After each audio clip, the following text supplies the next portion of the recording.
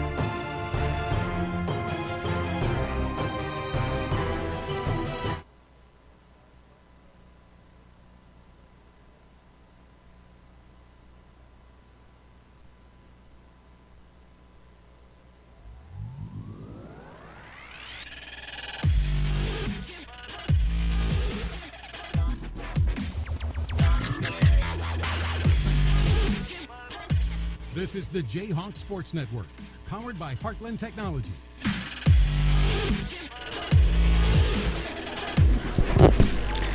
All right, high school football. We are ready to go in Jesup tonight. It is game one of the 2022 season on the Jayhawk Sports Network. I'm Nate Kleberg and Jason Pilcher from the Lorianne Sabres press box at the Football Trek Complex here in Jesup. Eric Clark on camera, Anthony Baugh doing a lot of things tonight. Yeah, a lot of things. But, Jason, it's football. It's not September yet, so it's that game of you get a little bit of heat tonight. Yeah, it's a little Friday Night Lights. Think about today, you heard on the radio, the news this morning, the weather. Everybody's talking about, tonight. I think a couple games last week around week 0. I think Independence played last week. So this is actually the official kickoff of high school football, not only in Iowa, but pretty much the United States. So it's a great night. So we're coming in tonight, and it's a familiar foe when you look at Hudson. And Jesup had Hudson's number last year. Hudson had it the year before, and Jesup had it. Then Hudson had a good stretch in there where they had some pretty good teams. But Jesup getting that win 34-9. I think one of the two wins they had last season in the 21 campaign. But get into 22, and this is a different-looking team than we saw last year. This is, I'm looking out there right now. I was looking at the roster last night and today. I was like, I don't know a lot of the kids. Some of them. We're down a little bit in numbers this year compared to the last few years, so hopefully, we hope to see a trend come back up. And I know Hudson talked to some of their parents or seen that they're down a little bit in numbers. But hopefully tonight, everybody will have a good game tonight. Yeah, I think you go back to 2018, and I think that's when they won the championship, 18 or 19, somewhere in there. Yeah, Class A. Yeah, they had a pretty good run there for a while where they were. I think the year before they were runner-up, and I think the only game they lost that year was the state finals. They've had a pretty good run for the last. They've had a pretty good run. They're a pretty traditional team over there. They've made the playoffs a lot, and they've had a couple, maybe 2 or 3 state titles in football. So Hudson getting in their first. Actually, they had that contest last week, or it looks like it was the scrimmage. No, I'm looking at the wrong schedule. I'm looking here. Jesup again tonight. They will host BCOUW next week in their home opener, but they have kind of what we had last year. They go on the road for 3 weeks. Yeah, last year we did that. Last year we had 3 games in a row. We played on the road. And then we came back for a stretch of a couple games at home. So, districts always changes. Sometimes, we played them last year, or we played them at their place. We're seeing this year in, sports, since we've gone to the conference of the pods, so things have kind of flipped and changed. Yeah, and you look at the 8-game schedule, so that's something that came out of the COVID year of 20 of everybody made the playoffs, and they carried that over into last year, and it's something I guess everybody gets a chance, just like basketball, volleyball, when they get that opening game in, see where you can go. I mean, it makes sense to not, football, it's a big moneymaker for schools and teams in the state, so if you can get more teams into a playoff picture, or at least the hope of doing that, it's really good for everybody. So Jesup tonight, again, they were at Wapsie Valley last week for what they tried to make of a scrimmage. Didn't last very long. I think they had 20 minutes of clear weather before the lightning came. And got to see some things. But they have Hudson tonight. You got Postville on the road next week. Back with AP. Up at Old Wine, Union is a home game. North Fayette Valley is a home game. And then at Waukon, at Waller Catholic, if that schedule reads right. But because last year we had those two schools the farthest away. They came here last year, though. This year we got to go there. Head coach of Jesup is Tim Sauer, assisted this year. We've got a couple different right there in the coordinating slot, as you got Rodney Saliski, Jordan Hoffman, Paul McCone, Aaron Schutte, Jason Sullivan helping with the young grades. But it's a different staff out there, too. Ron Sadler's on the sidelines, the defensive coordinator. Yep. Some things are different. We'll see how it plays with this personnel. Exactly.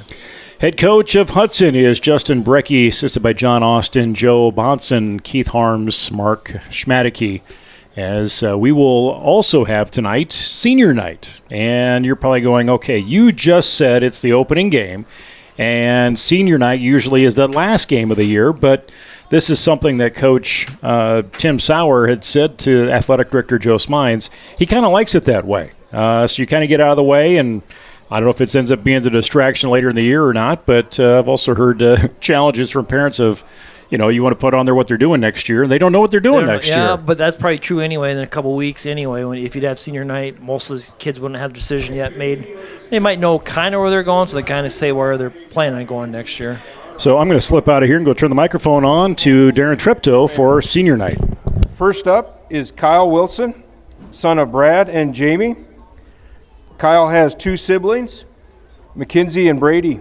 Kyle participates in cross-country, wrestling, and soccer. And after graduation, Kyle plans to attend Hawkeye Community College to become an electrician. Next up is Brevin Dahl, son of Dirk and Rachel. Brevin has 1 sibling, Brady. Brevin participates in football, basketball, and baseball.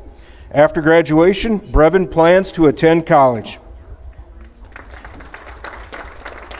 Next senior is Rylan Baugh, son of Anthony and Melissa. Rylan has 1 sibling, Laney. Rylan participates in football, trap shooting, archery, and soccer. After graduation, Rylan plans to attend a trade program at a local college. Next up is Jack Moss, son of Brad and Angie. Jack has 1 sibling, Hannah. Jack participates in football, hockey, and trap shooting. And after graduation, Jack plans to attend college for engineering.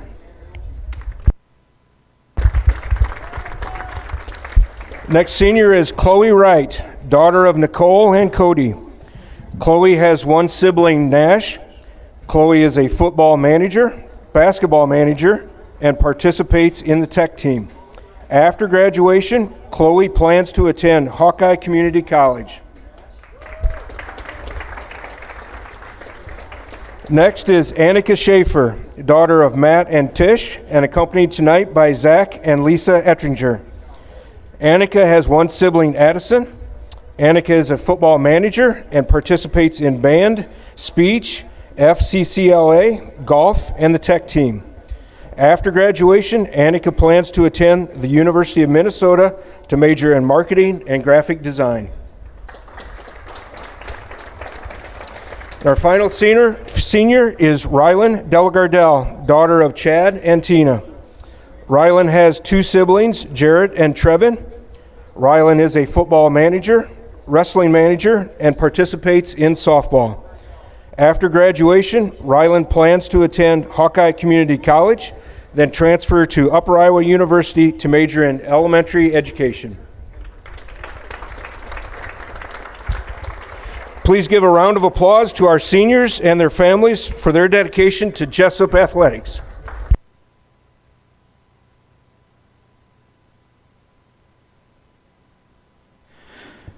All right, we honored our seniors here tonight at Jesup. Again, it's the first game of the season, and we get out of the way. That's what Coach Sauer prefers to do, as we honor the managers as well as our football players. And I'm sure later in the season is when we'll see our cross-country and also our cheerleaders that will get honored, and band as well. That'll come up too. So get multiple senior nights, I guess, during the fall season. So as we get into this and you look at Hudson and Jesup, again, this is one of those games. I talked about it this morning on Jayhawks on the Move. It's hard for us to kind of plan on what's this look like. We don't really have stats to go off. There's not really history, so you kind of just have to prepare for what's going to present themselves to you, and that's high school football. Exactly, and you're going to try the team that makes the least amount of mistakes, turn the ball over, is probably going to end up winning the football game tonight. Most of these kids, probably in the last year, majority played JV.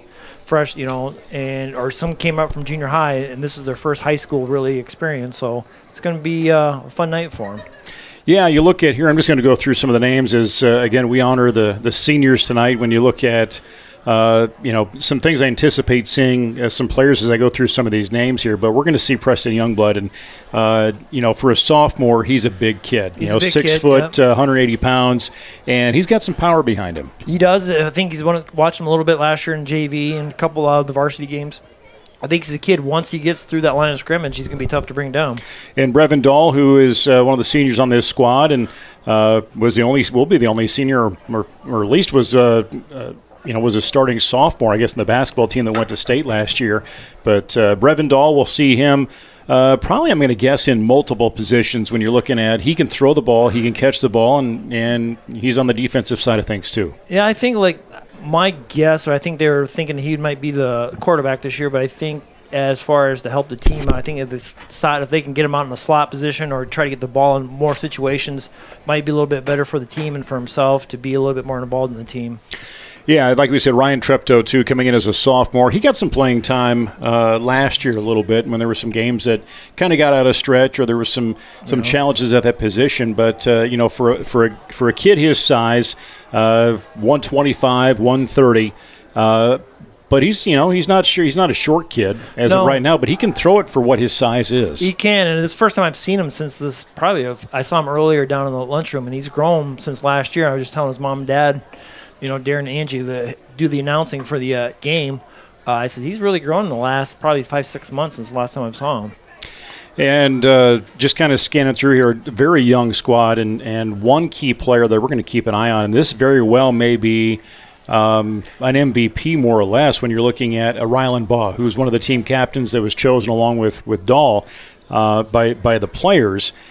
He can, you're going to see him on the line. You're going to see him on both sides, but he can kick that ball. He can kick the ball. He's a soccer player. He's last year, a couple games last year, he helped tremendously out by kicking the ball deep, pinning the team back, defense make a stop, and game of field position. Same thing. Hopefully this year that leg continues to stay strong and he stays healthy. I know a couple years ago he had some health issues, getting injured and stuff. So hopefully, he stays healthy and gets to play the full season. Yeah, I got to think if we can get into that, and I don't know where his gap is as far as field goal, how far out he can do, but you put us in field goal position, watch out. Yeah, exactly. If he's inside, I don't know where his set limit is, where it's okay, if you're inside this, where we can attempt, feel pretty good about attempting a field goal. I don't know where that range is. I'm sure, they've worked enough in practice. They kind of know where they, ideally where they want to be at. This is the Jayhawk Sports Network from Heartland Technology. I'm Nate Clayberg. That's Jason Pilcher, Anthony Baugh running the controls. Eric Clark on camera tonight as we will kick things off here in just about 11 minutes as we're going to break away as we will escape our pregame show here for a little bit as you get the opportunity to see the seniors that we are honoring, not just from our football staff, but also from the managers that are on there. And I just want to list off those names real quick. And if you missed them when this is done on Facebook or on YouTube and that's posted, you go back and see if there's someone that is one of your loved ones or family. Brevin Dahl, honored as a senior, as well as Rylan Baugh and Jack Moss in there as well. I think I was maybe missing one in there as I'm looking through the roster to see if I missed one. I don't know, Pilcher, if you were paying attention or not, but I think I got everybody. I think you got everybody.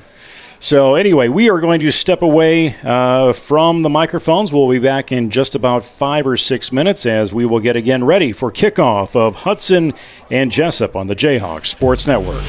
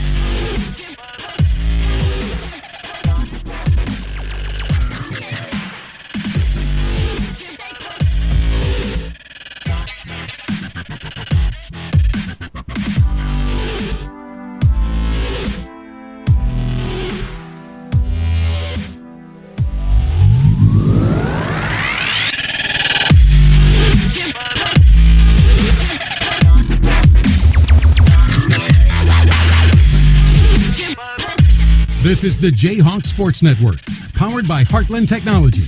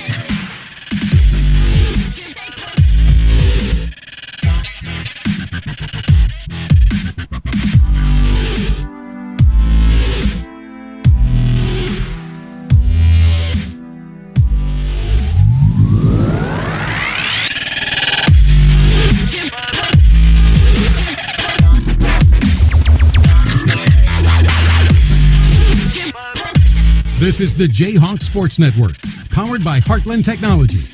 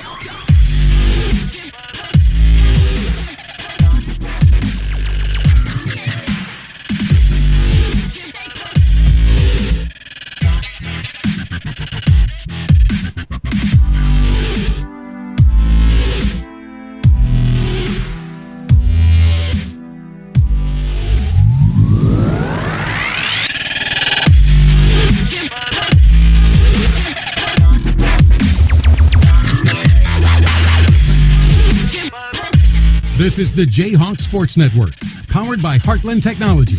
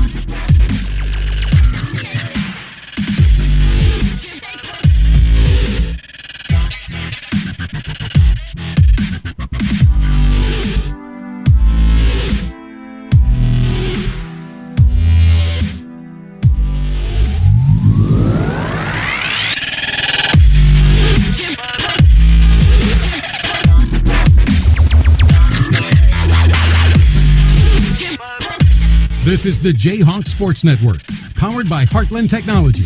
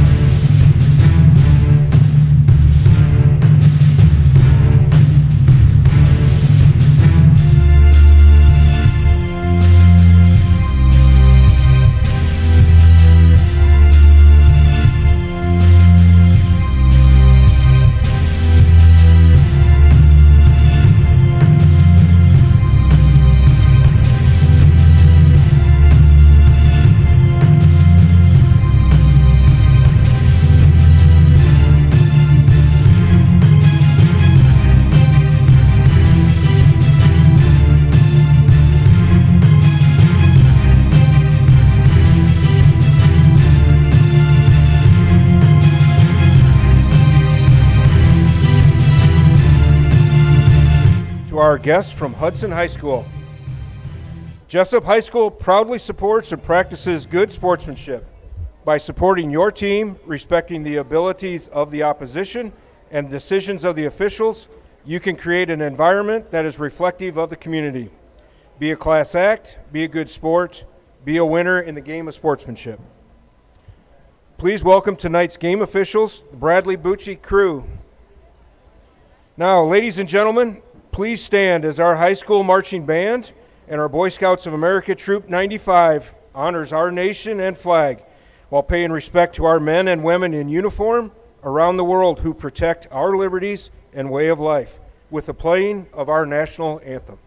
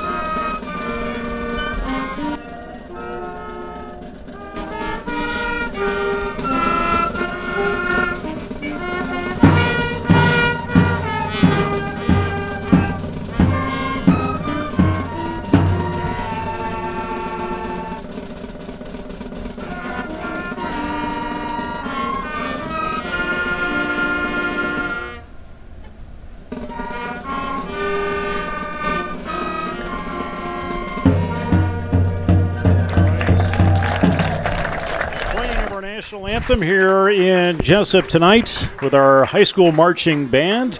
Miss Truex with the direction there, and she came on, I believe last year was her first year. And if you remember right, she had her fellow former, or I guess it was present, UNI band members. Yeah, that one year they came in there. I think the UNI football was off that weekend, so they came over and got a big, huge pep band for that game. Yeah, and I think we even won that game when you're looking at the energy that they brought, and just shows the impact of what a band can have. And you look down through here, and I'm sure we'll get them on camera here eventually. But you've got cheerleaders, you've got managers that are part of this marching band. To kind of that's what you got to do in a school this size. Exactly. Enrollment keeps going up. So we need to get more and more numbers out. I mean, if you're out for band, football, cross, whatever you want to do, you got to get yourself involved. Ball play starts here pretty soon, so the team making their way out as we will get started here very shortly.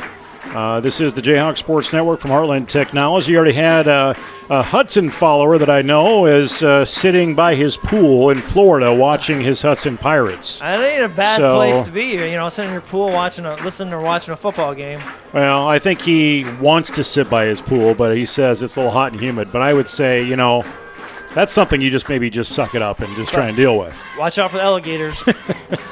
far from that. But anyway, we are set to go here in Jesup tonight as the Jayhawks and the Hudson Pirates coming in, both with their first game of this season, and looking forward to seeing what head coach Tim Sauer can do with this squad. And we talked about it a little bit in pregame, and it's kind of been the talk of some circles in town of numbers are down. There's some kids that were out or have been out over the years. They're not out for different reasons. You got some kids on the sideline just in street clothes. There's other reasons for that.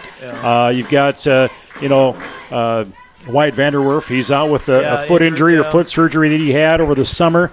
So, he was a he came on last year. He ran the ball really hard. In the backfield. I was going to say, he's the strength in the backfield, and so you kind of miss out on that. But, Coach and I talked about this, I think, in our Jayhawks in the Move last week. It gives some kids an opportunity to step up and into opportunities that maybe they've never had a chance before in. Exactly. And, it affects every school. It goes through it the same thing. But when you get your smaller schools, your 1A, 2A schools like us, when you see a little bit lower number, it affects everything, because then some of those kids that you thought would be out, whatever reason, like you said, you don't know what the reason is why they weren't out anymore, but it does seem to have a trickle effect. And hopefully you see some kids that are in the stands and they catch the bug and they come back out for football.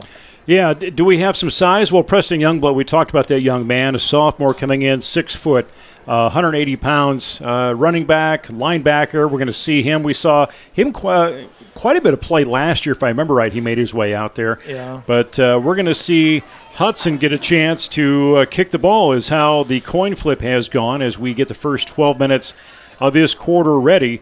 And we'll go to the backfield as Ethan Kroll. Actually, hold on a minute on that. It's going to be Brevin Dahl in that backfield, along with Preston Youngblood, as they are set to return this ball. And kicking off for Hudson is Slade Schneider, 5'7", 135. And, I kind of look down, and I'm like, where are the Jesup faithful? Well, they're here now. They're here now. They've came in. It looks like student sections. It's Hawaiian night. Maybe they're thinking like 7:30, but now the team, the fans have trickled in, so it looks like we should have a pretty good crowd. And this is where we like to have Hudson, is facing the sun as it comes down the press box. You see the shadow on your screen. Yeah. That's the Lorient Sabres press box, as this field sits right is south. To your left is the north as you're looking at the screen. And there's the return with Dahl. He catches it at the 5. He's going to get past the 20-21 and take it shy of the 25. And Hudson, the one thing I just was going to bring up in the pregame is the kid looked like just right now is going down for Hudson, number 70, grabbing his calf. You're going to see this time of year, normally you'll see a lot of cramps. A lot of cramps. Right now you can see the position he's going right now to try to work that out, and that's exactly what happens. The first couple of games, it's hot. They're not really used to it because how the rules state, it's not that much contact in practices anymore. You're kind of limited on how much you can do. So. And you're looking at Spencer Poppy is who is on the field right now, and this is eventually, we'll start talking about the jar of pickle juice that will come out of the trainer's case. I was just looking right out there on the trainer's table to see if you see the pickle juice, and a lot of times, years ago, people were like, what are they talking about? You'd see them in college football. That's kind of where they started, where they'll keep the pickle juice in the jars right out there. And you'll hear some long-distance runners where they'll keep mustard packets carrying with them, so they'll eat mustard while they're running to help with cramps. Well, we will get that young man off the field, again, Soppy off the field, and we will have 1st and 10 on the Jesup 24-yard line. Just 5 seconds have ticked off that clock, and we are set to go here in the opening series for Jesup. We're going to maybe see a yard gain on that. Preston Youngblood's going to hand off from Treptow, maybe get a yard. Actually going to take one, about a half yard back. Got the chain gang on that side. Dirk Dahl and Bucknell over there, looks like. I think so. Probably be Dirk, and I can't remember. I know Dirk did it for years, and maybe Ricky Nolan. Got Ricky Nolan over there. And Glider. Looks like Glider's over there, too, on that. So we're going to go shotgun formation. Treptow gets it, handoff to Youngblood, and he's looking for that opening as he comes around the end. He's maybe going to get a yard on the out-of-bounds play. It's going to bring about 3rd and 9. Try that left side. Is going to get, about a yard. So it sets up 3rd down and 8 is what we're looking at, or 3rd and 9. 3rd and 9. They're going to bring that back just a little bit. And Jesup needing to see some movement here. Again, like you said, Jason, this is an opportunity for Jesup to see some live action that they did not get much chance last week. And there's a nice shot. Yeah, it's going to number 18 there. William Schutte in there. Schutte. It's going to be a little bit short of the first down by about 4 yards. It's going to be we're bringing up 4th and 4. So Ryland Ball, one of the captains on this squad, will set back to punt. But they only had 20 minutes, and varsity didn't really get a ton of plays off in that 20 minutes at Fairbank last week or with Wapsie Valley. Good snap. And there's Ryland. That one's going to have some length on it. Pick up at that 37-yard line. Scooped up on that play is Isaac Messmore, senior, and he's going to get quite a return out of bounds. Return it almost to right to the line of scrimmage, like where we basically punted it from. That was a good return on Hudson's part. It's going to put in pretty good field position for them to start their offensive start.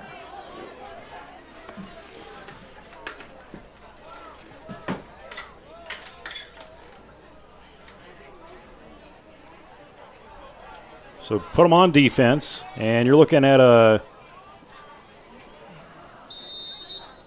4-3-4 if I'm looking at that right now. I think so, yeah. Now they got a nickel package back there too, maybe. Maybe, yeah. We got one free safety back there. Looks like Treptow's playing the safety. Maybe a Camden Davis as a quarterback. Quick handoff, and there's an opening, and keep driving in. Give that handoff to Gavin Richter. Looked like it was almost a little bit of a false start on Hudson. Looked like the one split in on that side kind of leaned a little bit forward, and the referees kind of let it go. But it's going to be a pickup of 8 for him.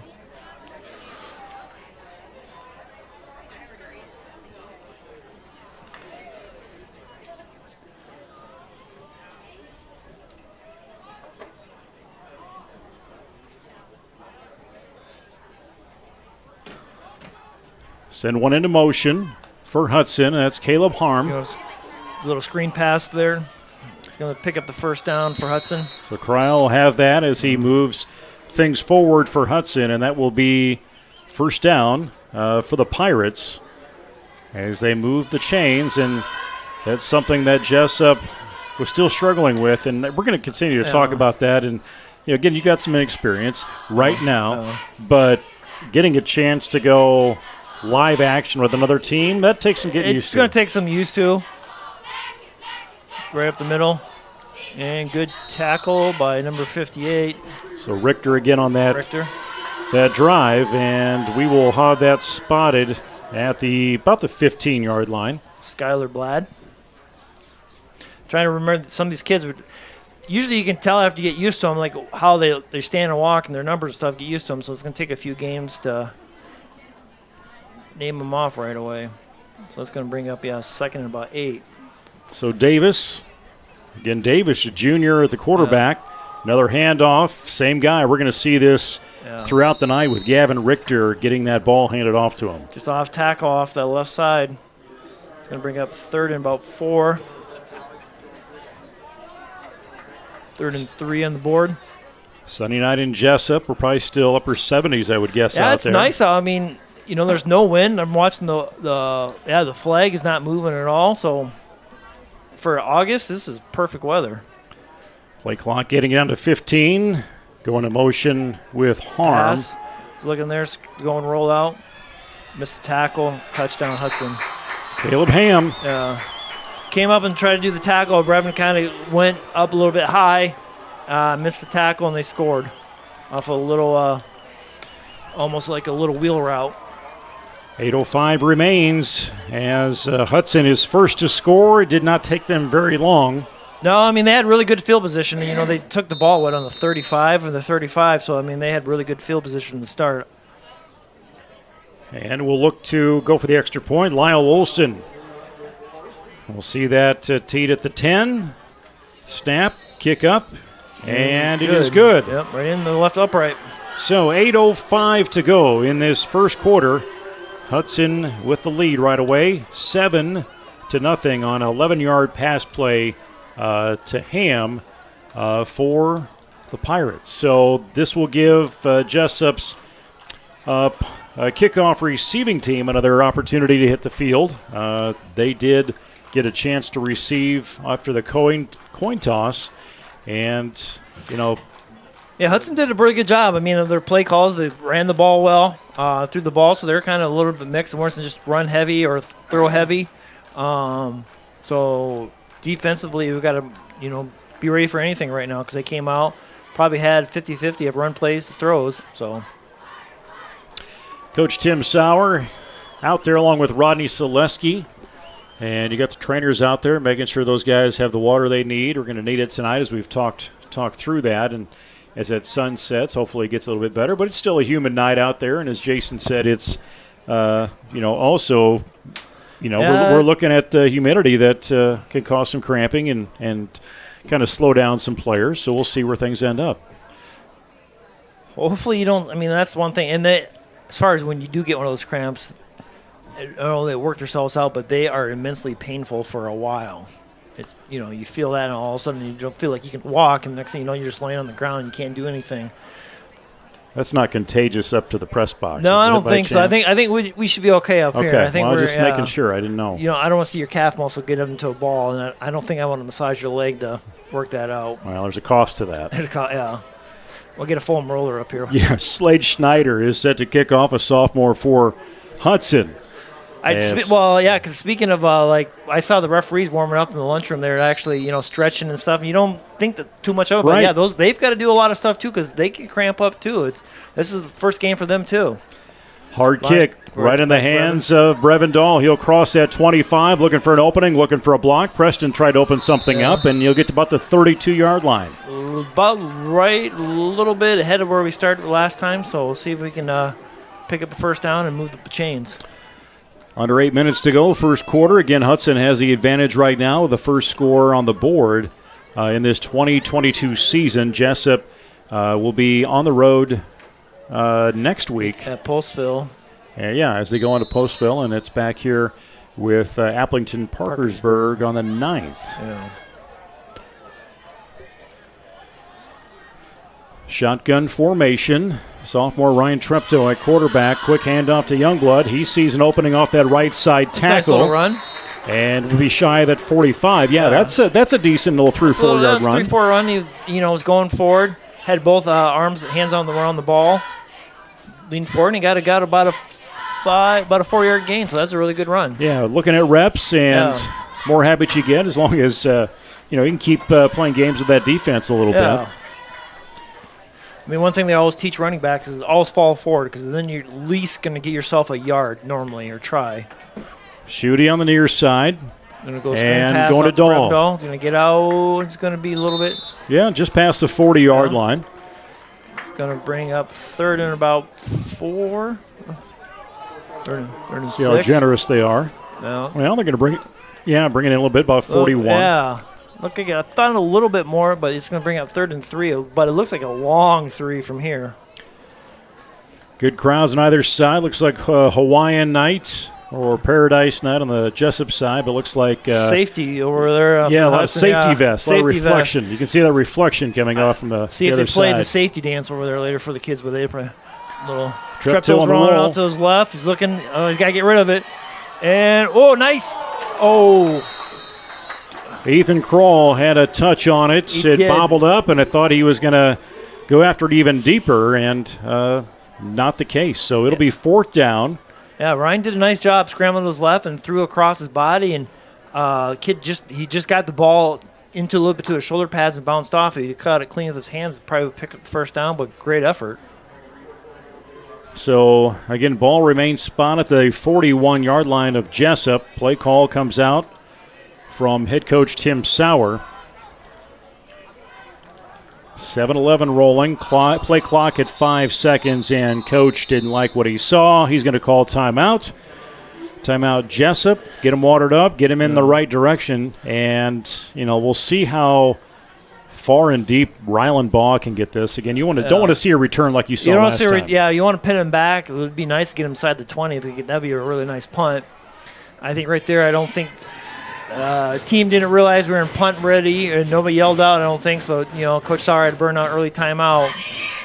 So maybe get them regrouped, get something lined up, and then kick this ball far and get the defense on the field and get a stop. There's the Jesup cheerleaders. Again, that's been a strong program over the last 5 years at least. Yeah. Coach Sarah Nolan, and you've got freshmen all the way up to seniors that are performing down there. And they're practicing 5-6 days a week at 6 in the morning too, so they're working. Yeah, they're working hard. They come into the Jack in the morning and they work out and they get their routines down. They've done a really good job.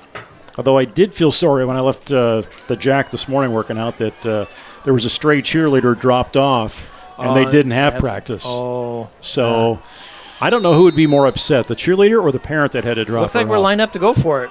All right, 4th down and 3. Treptow eyeing that left side of the field in the hands of Brevendal. Brevendal found the middle of the field, found that soft spot in zone, and Treptow did a nice job giving him the ball. First down. Nice play. On this morning at JX on the Mood, I said to Sauer, I go, the thing with your team and the personnel you have, especially somebody like Brevendal, there's going to be some plays you're not ready for. Exactly. At least from a defensive standpoint. Exactly. He played last year and stuff. Basketball, he came on kind of a 6-man, and then he did some really good things last year on the basketball court. And I think hopefully that translates into the football field this year.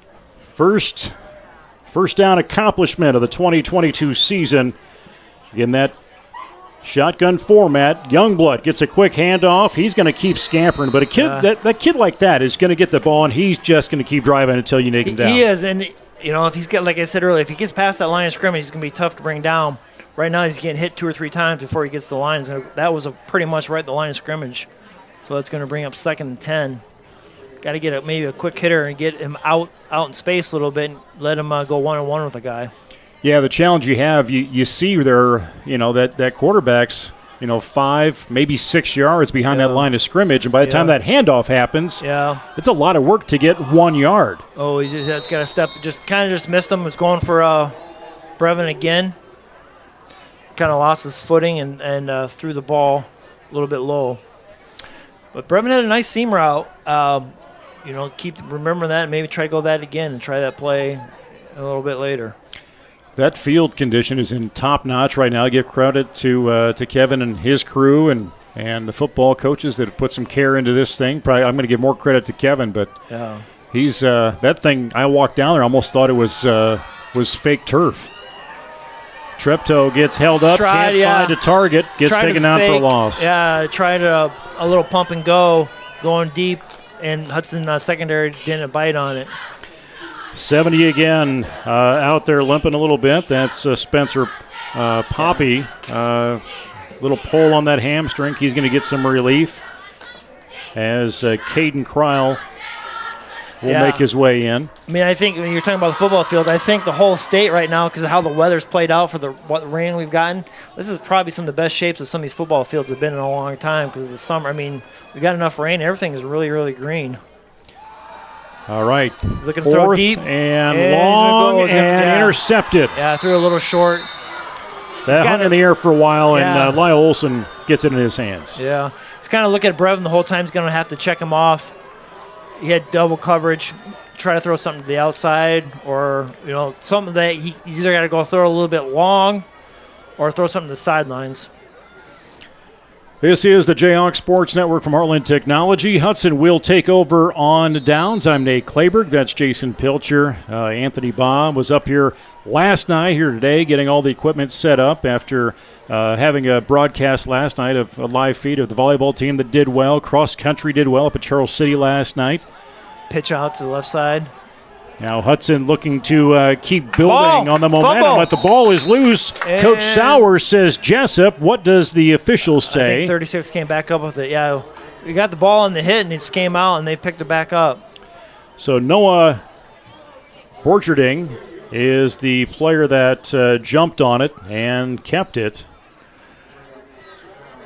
How did cross? I heard that the bus broke down last night, but but how the cross country team. Yeah, I saw Mackenzie Wilson got second overall. Yeah, they did really well. Coach was happy with the work they're doing. They head off to Eldora and have to.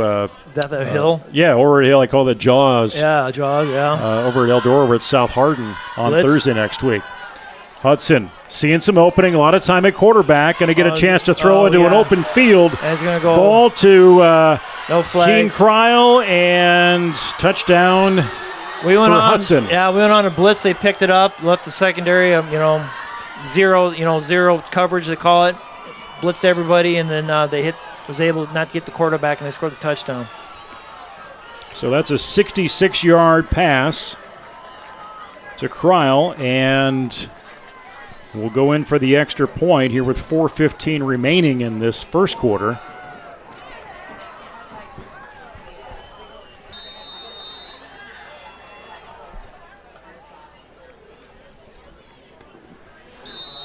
Yeah, the quarterback did a nice job, but we put some pressure on. We went on a blitz, and we just kind of got sidelined. And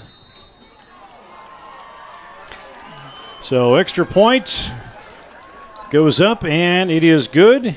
And that makes it 14-0 Hudson, as Jesup, for the third time tonight, will be on the receiving end.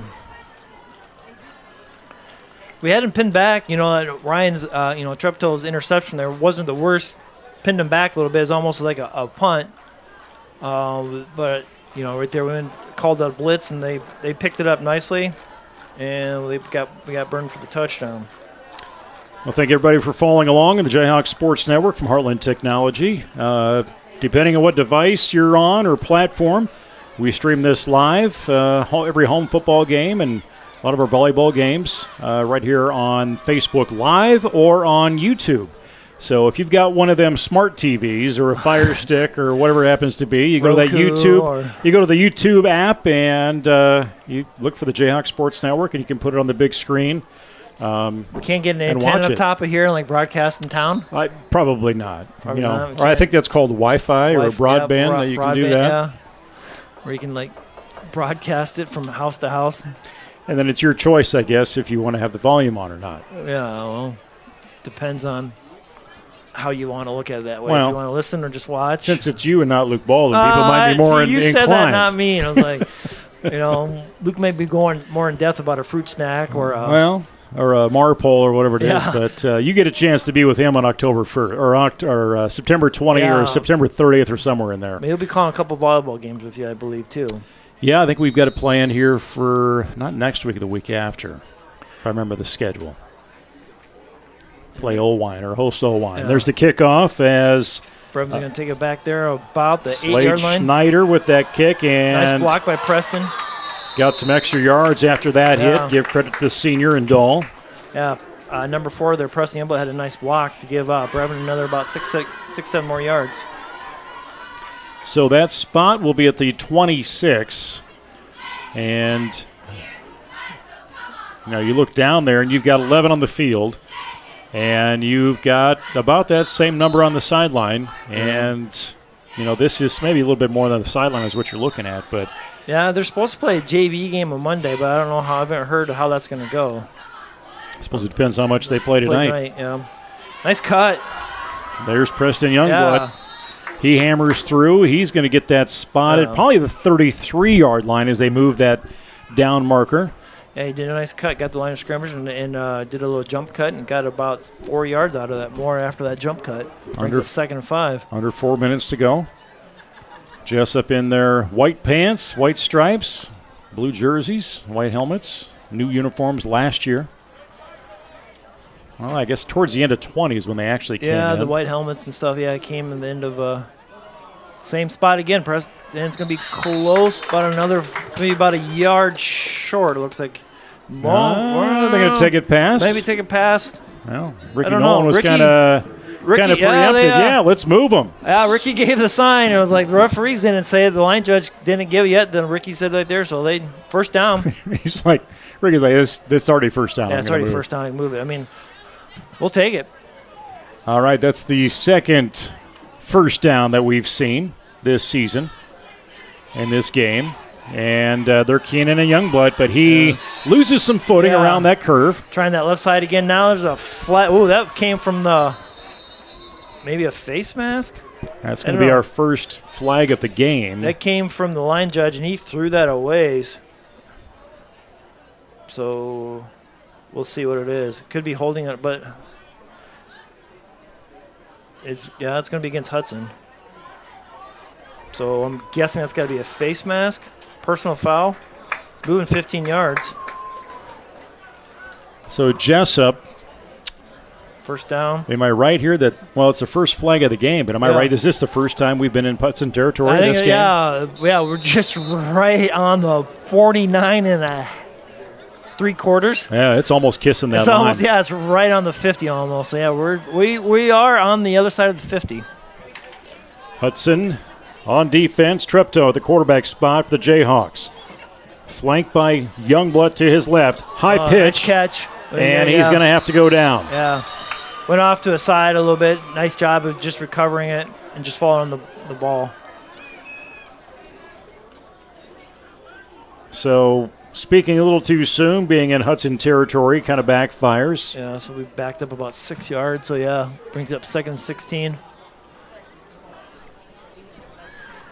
On that nose tackle for Hudson, you're looking at Kaysen Ingemels. And let's see if we can get this snap where it needs to be. Going out to Brevin again. Out in the flat. He's going to lose his footing. Dawson Bell, who's playing center for the Jayhawks. Bell, a junior on this team, 5'11". He's last couple years he's been on JV. I think he played a little bit of varsity last year. Pretty good last year. I think he had a pretty good wrestling season last year. So hopefully that continues to get on the football field for him. As you're looking at Ryland Baugh, J.D. Sadler out there, sporting the Sadler 56 in tradition form on that right tackle. 67. Oh, 67's right. 56 for Sadler. I stand corrected. Oh, a little and trickery. Treptow, a little he's going to tuck it and not go, but get chased out of bounds in Hudson territory at the 40. Nice play. A little counter coming up there. And a little quarterback keeper. Nice play. I have a little bit of a play back. They used to use a couple years ago with Jace. Same thing. Fake the handoff to Jared, come off there, and a little bit of a quarterback power play. So those tuning in, Jace that Jason mentions, Jace Pilcher was a quarterback 2 years ago on this squad. So that's going to bring up 4th and about a foot. Going to get Preston to get it. He's going to get the first down. Yep, going to move the chains. So that's pretty good. We took a loss, 6 yards on the first down, and was able to pick up the first down. They really rallied on that as they moved it forward where they needed to be. You go back to some plays, and regardless of what happened to the score tonight, I think, Coach Sauer is going to tell, Ryan, that's the play you want to make. The snap wasn't there. Instead of trying to make something out of it, you can make it worse. Just fall on the ball and live for another day. Trice Larson, a freshman, and Kroll split out in that left side. And now the snap on a 1st and 10. Pick up 5 yards. It's going to be offsides on number 57 for Hudson. And it's a discipline thing, right? Exactly. You're going to hear that. If you're on the sidelines, you're going to watch the ball. I mean, that's, pretty redundant to say, but it's exactly what it is. You don't move till the ball moves. You bring up Tice Larson. He's a kid actually for his age and size. He's a pretty good sized kid for his size, and he's pretty athletic. I think he had a pretty good baseball season this year coming on as an 8th grader. Yeah, he's a strong kid. He is a very strong kid as a freshman. There's a snap, handoff to Youngblood. He's going to see that gap just left to center, come across into that backfield. He's going to pick up the first down. And just keep hammering the rock. And, the more you do that, Jason, and you've coached some football with the younger guys and have watched your son come up, and, it wears on him. You start getting some momentum, and some things can start happening. Exactly. You remember, last year when we played Waukon, we ended up losing the game, but that was a really good game for us, and that's exactly what happened. We started running the ball really well against them. Whistle blown. Flag is thrown on that far side. Could be illegal motion on us because I think maybe the motion guy maybe went a little bit towards the line. Yeah, illegal shift.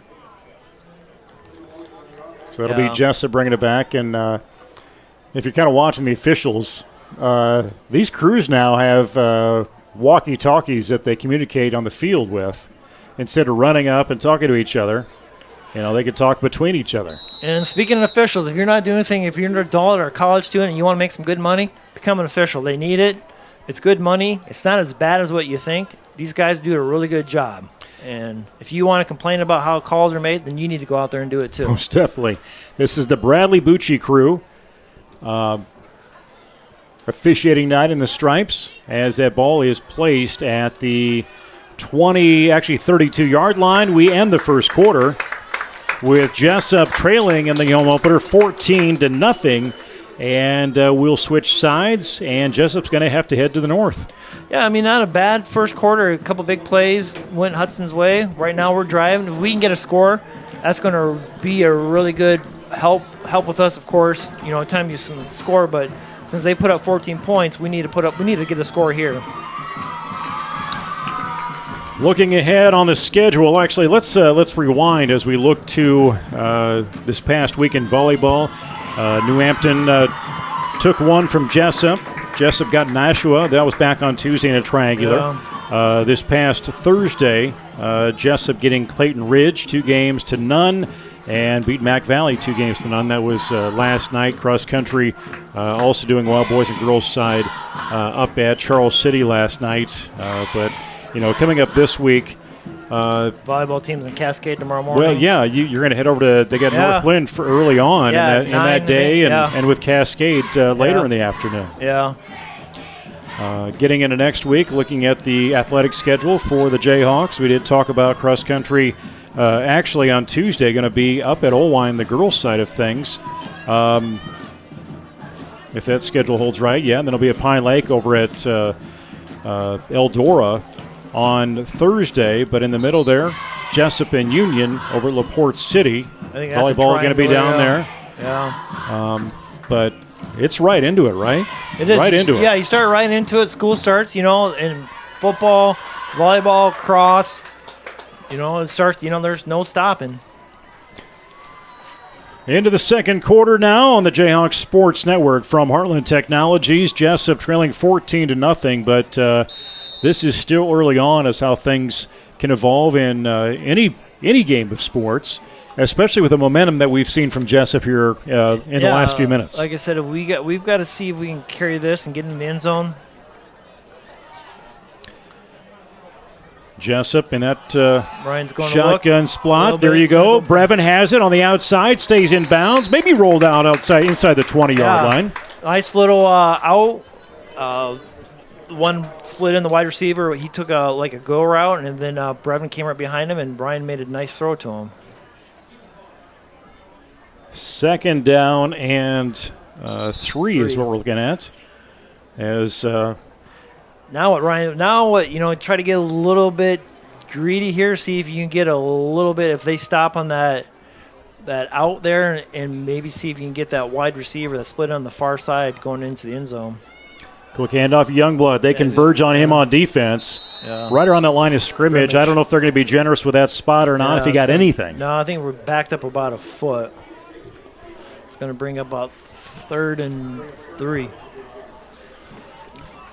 And I'm guessing anywhere we're still not in field goal position, even if Ryland's got a pretty good leg. That's still going to be a really, with the snap and everything that'd be a really far field goal in high school. You got no wind, which can help. 2 split left. And a little stutter step on the right side, I think, from Sadler. Yeah, he's a little false start. He's going to back us up 5. So it's going to put us about 3rd and 8 now. Yeah, 3rd and 8.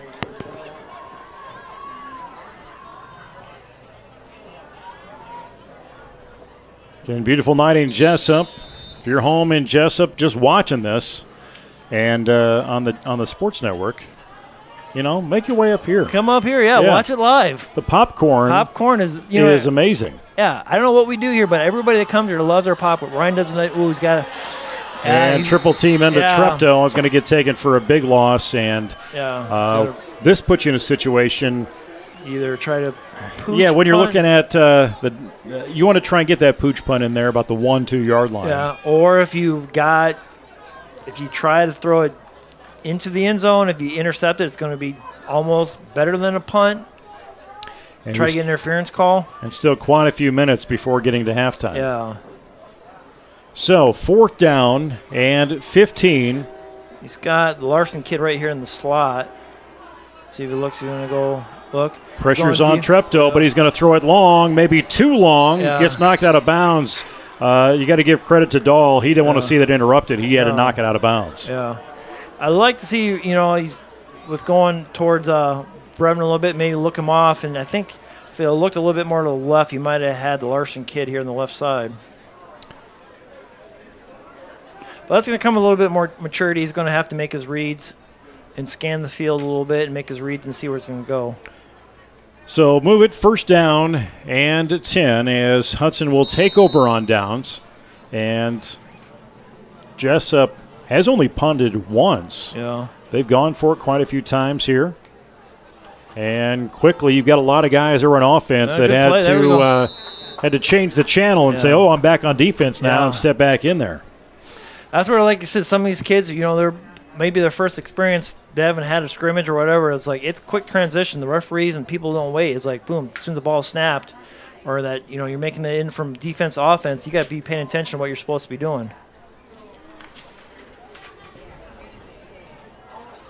1 yard gain by the Pirates. We've got 2 on the near side, 1 on the far. Blitz again. Not necessarily with the defensive coverage. There's a run and the pass towards Isaac Westmore, and that's going to be incomplete. Put some pressure. I think Preston Youngblood did a blitz.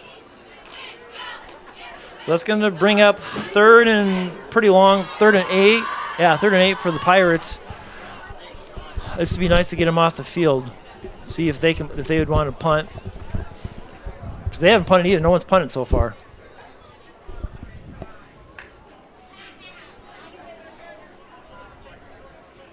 Lights are on. Sun has passed the press box, so not a problem for the sight line of Hudson anymore. Nope.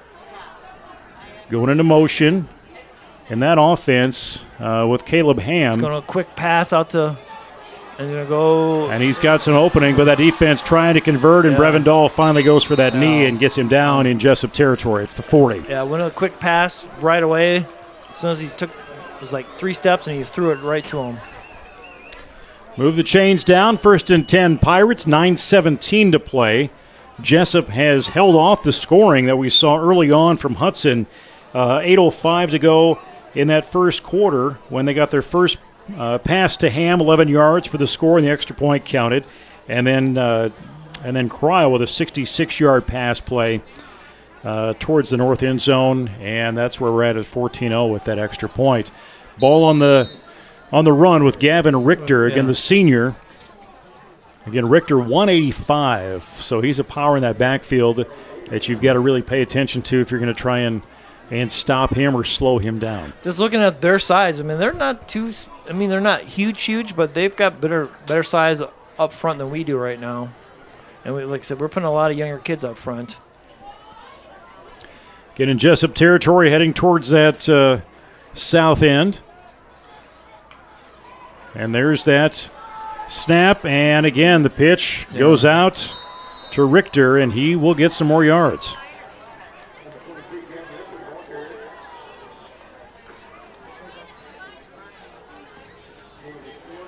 It's going to bring about 3rd and a foot. Not going to give him that Not going to give him that spot, no. Yeah, no.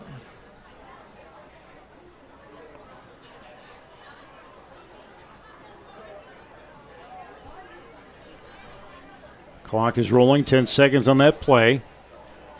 There's the snap, the pitch. Good pursuit from Davis. And good pursuit. He does get through that first down. Give that, again, to Gavin Richter. We tried in the backfield. We had him back there. We just didn't get it wrapped up. was able to pick up the first down. Clock is moving as they move those chains.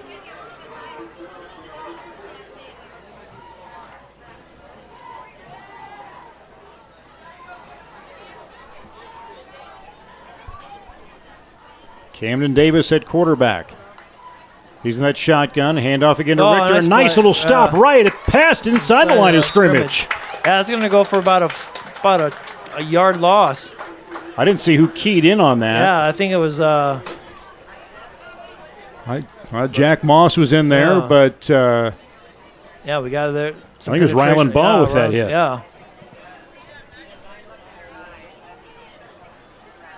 So push him back, get a 1 yard loss.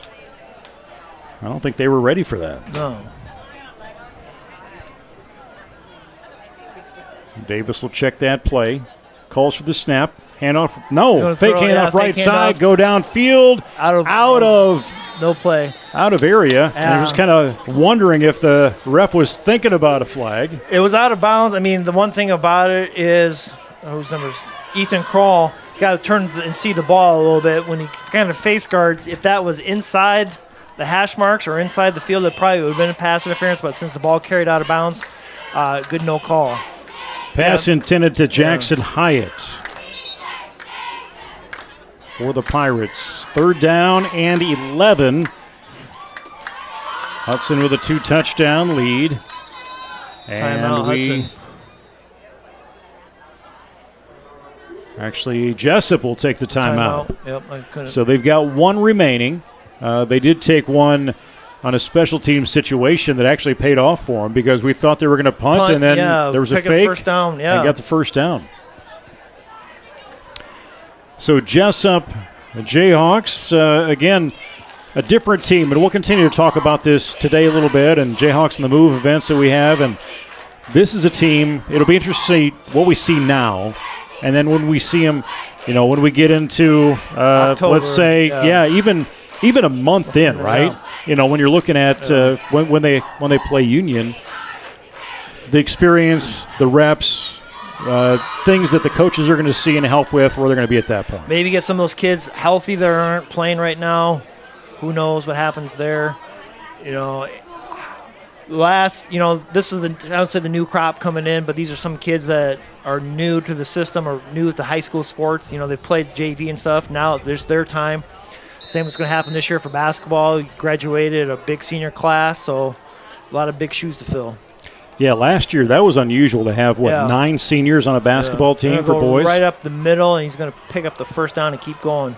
Still driving, still moving forward. But I think we got the ball. We stripped the ball. Yeah, our ball. Is that how it came out? Yeah, Brevin Dahl, raise it up. Yeah, I was sitting right there. So, first down Jayhawks. He stripped the ball and kept going with he's running back number 23 tried to get a couple more yards, and Brevin came in there and took the ball right from him. What was interesting in that situation, that was maybe could be the play of the second quarter or the first half, and it's a turnover. And it was just like, we turned it over. Let's get back to work. Yeah, he was going for the first down, and he took the ball. He's, sometimes the referees would blow the whistle, but he kept going, and Brevin was able to strip the ball out and go the other way. The line that they were going, they halted, and all of a sudden it had shifted over, and it was hard to see where that ball went. Pitch out to Preston Youngblood. And now Preston's going to drive. He's got 3 or 4 Pirates on him, and they will mark that probably right at the line of scrimmage. Yeah. 6:20 to go in the first half. Banged up a little bit. Preston's kind of limping a little bit. Gonna go down. Officials timeout as we're probably seeing a cramp situation too. Looks like in the legs, and Coach Sauer will come out, and trainer Manella Surik out there as well. And she's been around for a number of years now. She came in a few years ago, so she's been the head trainer here for a while. And judging right now by his leg out there and how she's doing the foot, that looks like pretty much a cramp. Yeah, I think she school contracts with Summit that does some athletic training, and it's good to have that opportunity to have someone like that, and it's a key player out there that we've seen tonight, and not many seniors. We talked about this early on. There was just a few seniors that recognized in our senior night, but this is a young team, and I necessarily hate talking about this wait till next year, because next year could be completely different. But we're seeing Preston Youngblood, a sophomore, out there, Tice Larson, a freshman, Ryan Treptow, a sophomore, Ethan Krall's a junior, William Schuette's a junior, Wyatt Vanderwerf, who's laid up right now. You see him there on the knee stroller, sophomore. Actually he's a junior. He's a junior. He's a junior. I forget. Yeah. Dawson Bell's a junior. J.D. Sadler on the line. He's a sophomore, a 200-pound kid. Yeah. Ryland Ball is going to be a senior, or is a senior. Jack Moss is senior. But there's some younger players out there that could make an impact. Exactly. So they will bring him off. He's got to sit out at least a play, as it's second down and 9 for the Jayhawks. Still in their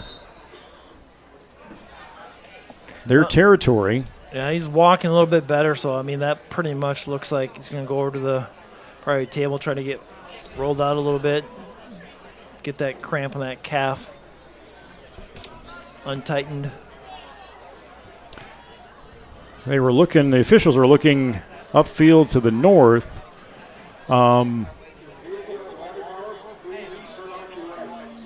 Somebody's got their lights on. Okay, shining lights from the parking lot down by the water tower to the north, and officials didn't like that. Let's shut that off. No, I didn't think it would affect anything like right now, but they must have saw it enough and said you better stop it. Yeah, we get that a little bit as it gets darker and the season goes on and it's colder and people are sitting in their cars across the way and have their lights on. You get a little bit rainy game and people sit out in the parking lot out there. And Jesup with the carry, not going to be much of a gain, and that was in the hands of Drew Munson, another freshman that's seeing some opportunity.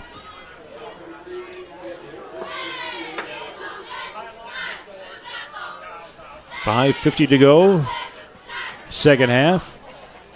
Ethan Krall, left side, along with Tice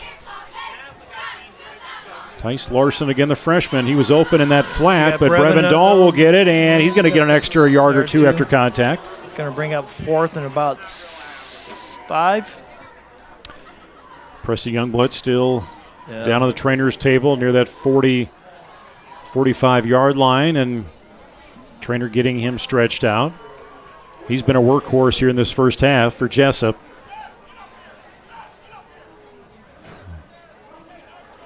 So we are going to see the first punt of the game. Ryland Baugh, right? We senior never punted captain. before, did we? I don't think so. Oh. Well, actually, I think we did get one off. It was actually, it was a. It's going to be a little bit of a. It's going to pick on the hop right on the 45. Picked up by Isaac Mesmore, the senior, and good coverage on special teams. Yeah. Got a flag holding against Hudson off the. The kids are asking right now what he's doing, and this is a nice thing. The referee is sitting there right there and explaining how he saw it. Maybe the kid from Hudson, I don't think by his hand signals he liked the call, but the referee is saying exactly what he saw. So Kaysen Igamelis, senior, offensive tackle, also in that special team. So it's going to be off they'll back it off the spot, I believe. So it's going to back off 10, at least 10 yards. Yeah, I think 10 yards from that spot. But that's cool to see, especially at the at a high school level. It's if there's a call, ask the official, well, what was it I did, and exactly. Try not to do that again. That's the one thing with officials, and that's always my thing. If you're going to make the call, you make your call, but then you be able to explain it. And he did a nice job.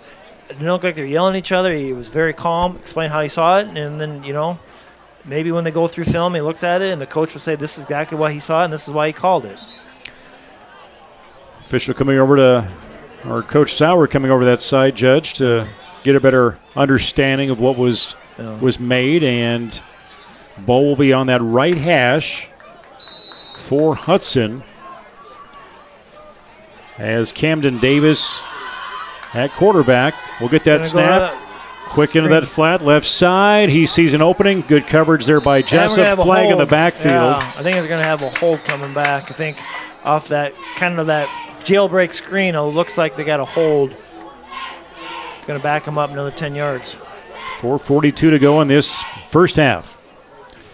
We will do a quick wrap-up of the first half, some discussion, and then we were going to turn it over and allow Jesup's marching band to take the stage on our Jayhawk Sports Network halftime show.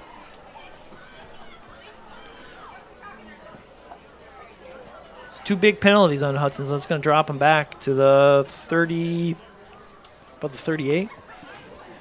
Or actually, yeah, and that's got to be, that's got to be frustrating for that team, that staff. Yeah. Same formation, put one into motion. Coming across with Ham. So look for the pump and go. And a hard throw downfield does get in the hands of their receiver. And that's Jackson Hyatt. And that moves the chains deep into Jesup territory after 2 big penalties set them back. They were able to overcome. Yeah. Number 18 there, I think that Will Schutte. You can give quarterback a lot of time back there, and it's, sometimes it's not the secondary's fault if they don't have, all that time back there. He had at least 6-7 seconds back there. You want to kind of reduce that a little bit more in half. Don't give him that much time to throw the ball. Hitting the 4-minute mark. And Hudson. He's going to bounce it off. Nice little bit of tackle.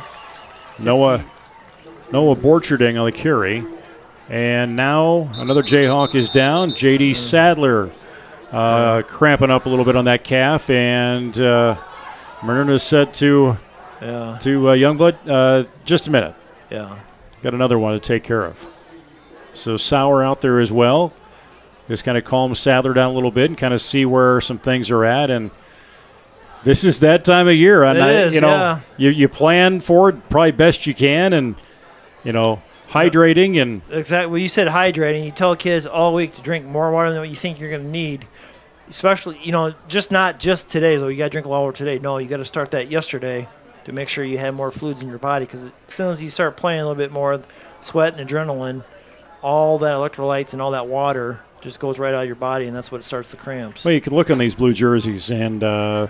You can see how dark they've gotten within, especially Ryland Baugh's jersey is, it's soaking wet, but he's grabbing a water bottle and trying to stay where he needs to be as a key player on this squad. So it'll be interesting to see the prognosis with Preston. Yeah, he's got some ice right there on that left high ankle. So we'll see what happens there. Yeah, might have been more than we assumed it was. Yeah, we assumed it was a cramp, and maybe something else in there. J.D. Sadler, a sophomore, he's going to make his way off the field.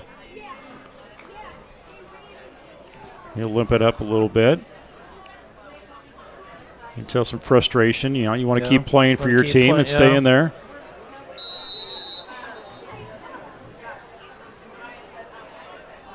Play clock moving. Hudson on a 2nd and 5 situation right now with 3:42 to go first half and a 14-0 lead.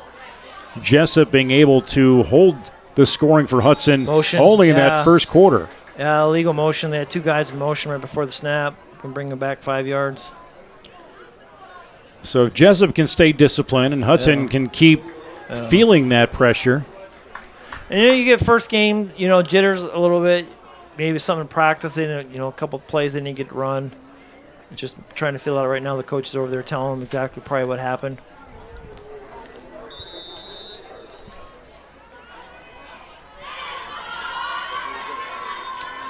Jayhawk cheerleaders quickly out, trying to get this crowd energized on a 2nd and 10 play. That just a backfield. The linebackers thought they had a nice little stop in there. Jack Moss actually bringing down that back with Richter. Yeah. But 5 yards on the pickup. 5 yards off there. Yeah, we had him right at the line of scrimmage, and they did a nice job sneaking out of there to get about 5 more yards. got to wrap up a little bit lower. Right now, those tackles that they've gone out, we've been a little bit shoulder pad high. You want to get down to down to the core, tackle the thighs. Paul McCone on defensive calls on that field. He's been a part of this staff for a while. Yeah, ever since he's pretty much pitch out to the Richter and little dive in, trying to cover up with Tice Larson just out of his reach and move the chains. Missed the outside contain. Job is for him to get him pushing the inside, not let him get outside the outside shoulder, and the running back was able to get outside of Tice there. 2:39 to go. Non-district play. Didn't get a chance to do much in a scrimmage up at Wapsie Valley last Friday night as the weather changed that. And now Hudson, a little bit of a roller coaster as their back with Richter continues to find holes. Actually, Noah Borgerding is the one who has the ball. Yeah, he's catching that pitch, and there's no pursuit right now in the backfield, so he's going a full sprint as soon as he gets about the 3-4 yards down the line. So it's going to be tough to tackle if you get a guy going that fast, getting around the edge. So first down and goal. First time we've seen this situation, and Hudson had touchdowns with 2 pass plays.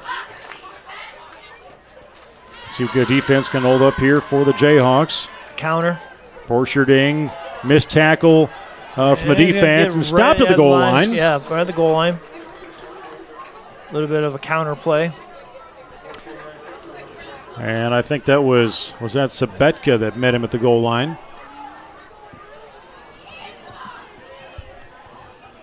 I'm going to place that second down and goal on the 1 with 1:39 to play first half. You know, in a word that Coach called it this morning in talking to him, this team is organic. They're finding ways to make some things happen, and they're going to continue to do that. You can say, well, I haven't scored yet, but they've also prevented Hudson. Yeah. They last scored with 4 minutes to go in that first quarter. Yeah, it could have gone south, fast. We were able to get some stops, got some nice runs, a couple nice plays. We got inside the 20, kind of had a couple penalties, and a couple got us backed up and weren't able to score. So we'll see if we can, it's right on the 1 yard line. So, it's going to be tough to keep them out. But if we can get a stop or at least go into halftime down 21-0, still they get the ball first. So we'll see what happens. Jesup.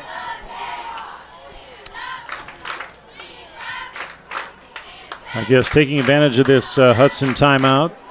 You've got Rodney Selesky out there on defense as a coach. Jordan Hoffman. Paul McCone all out there. Coach Schutte, he's been around for a long time helping out football, wrestling, girls track, softball. So he's done, Coach Schutte's doing a lot for the school.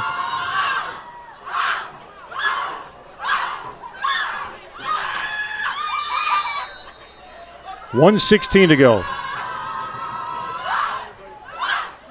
Student section trying to get some of the seniors to get fired up a little bit, and Hudson gonna get no call yet. He's gonna get line judge came in. Oh, they will call it up right there. Now.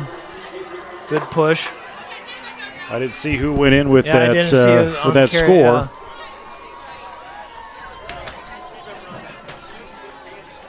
So, first time in the second quarter, Hudson is on the board, 1:11 to go, with a 1 yard run in. And we'll go for the extra point, and going to give the nod to Lyle Olson. He's one. And Kreil on the hold. It is up. Good. And it is good. So 21-0 is our score. And again, the first touchdown of the second quarter on football and football manager senior night here in Jesup, and Jesup back on the receiving end. They have yet to kick off that ball. They get a chance here once we get to the second half. But it's been a long quarter. I mean, as far as, a couple injuries, a couple timeouts. Yeah, that took a chunk of the time, not necessarily off the clock. First quarter went by a little bit fast. Second quarter seems to be, this only, for the quarter, that's the only score they've gotten so far. 1-11. Hopefully we can keep them off the board, or we get a big push here.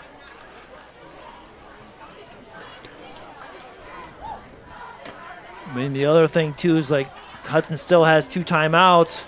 If we do run the ball, maybe try to get that clock run down a little bit. Does Hudson call a couple timeouts to try to get the ball back with some time to try to put one more, another score on the board before halftime, which wouldn't be the worst decision, on their part to try to do.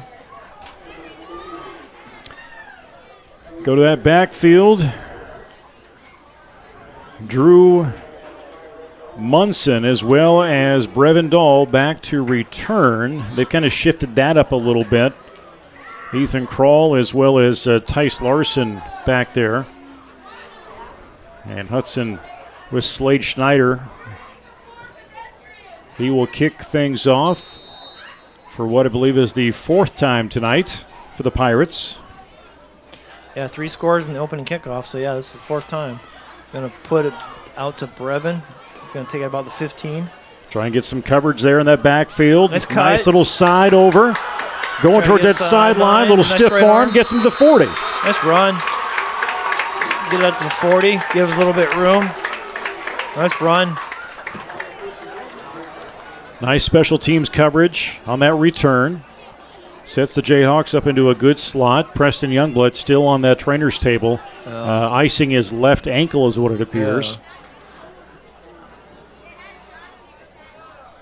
1:03 to play first half. And we'll see what kind of adjustments Coach Sauer and his staff see going in to that second half and how they come out. Treptow gets that snap right side. Quick handoff is going to be stopped immediately by Hudson. It's about a 2-yard loss. Kaysen Ingemels right there. He saw it where he needed to be. Busted right through that line. Yeah, and Hudson decided not to take a timeout. They're kind of content right now to go maybe at halftime just up 21-0. Basically, Coach Sauer just got to call one more play, I believe. Hold on to the ball, and then the clock would pretty much run out to halftime. Both clocks moving outside. Brevin has it, trying to make that turn. Gets past the line of scrimmage. Finds the first down out of bounds inside of Hudson territory. 18 seconds left, 1 timeout. You're right at past midfield. Jesup does have 1 timeout. 2 timeouts on the Hudson side of things if they want to slow things down. That ball is stopped. Yeah. Play clock in motion. Look, something go to the sidelines, get out of bounds, see if Ryan gets some time, maybe get something thrown to the sideline to get out of bounds, so keep that timeout in your pocket. Because if you try to go in the middle of the field and Coach Sauer can call that timeout, and right now that's why he's right next to the referee, just in case he wants to call that timeout right away. Quick snap.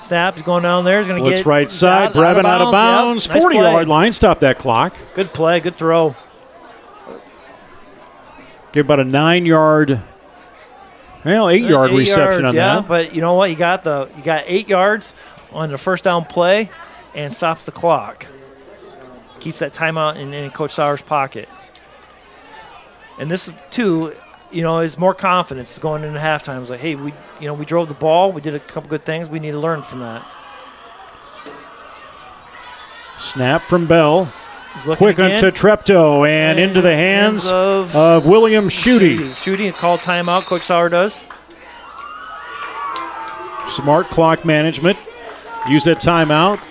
Might as well. 9 seconds. Yeah. Set up your opportunity. Set your opportunity up. Now it's like you give a... So we officially get that word on the timeout. But Hudson, 2 touchdowns in that first quarter, 1 here in the second. I was just looking over to the open area behind the scoreboard, and kids out there playing football, and I don't know if you saw this, Jason. It showed up somewhere in my feed that I there's saw some it, high school. yeah. They had put in a small yard, field for kids to play on some AstroTurf, just like their main team is. And there's always that argument of you should be here to watch the game. Well, we also could play the kids aren't active enough. Exactly. I'm guessing I have somewhere in Texas, but I don't know. I remember I saw the same thing. Yeah, but I saw the same thing. Well, and that's a really nice concept because at our first turf, you're not probably out any money because you're already putting it in, and I'm sure they can use it, as far as for a practice or doing something else. But I saw all sorts of different things. All sorts of things, but I saw that. It was pretty cool. Cheerleaders trying to make some things happen spirit-wise from the bleachers here on the west side, just below the Lorraine Sabres press box here in Jesup. Lights are on. Wind is still not a factor. To the sideline of the blitz, got to get out. Ryan's got to look, see if he can throw it deep. He's going to throw it in the end. It's going to be a 50-50 ball. And that will be it. They were eyeing that end zone with Dahl. And, nice try. Got a chance. They had a chance for it. They had a chance, yeah. Ryan made a nice play, tried to get in the end zone, and Brevin did a nice job trying to get it in. So that was a good play. Well, when we look at Jesup and coming out of this one, as they go into the second half, at least going to halftime right now. Quick review of scoring. It has been all Hudson, as you can see on your screen. Ham with 11-yard reception with 8:05 to go. Cryle with a 66-yard pass play into the end zone to the north. And then there's the offense made a 1-yard carry into the end zone on the south end to make it 21-0. But it was rough out of the gates, but we're seeing some sunshine from Jesup. We're seeing some plays, right there. That drive at the end was pretty good. We made some defensive stops. To be down, only 21-0, that's not as bad as what it was. Looked like it was going to end up. So there's a lot to grow from. We will return here as the halftime clock is set at about 14. It'll be probably 10 minutes from now. Jason and I will be back on the Jayhawk Sports Network from Heartland Technology. We'll see you in Jesup soon.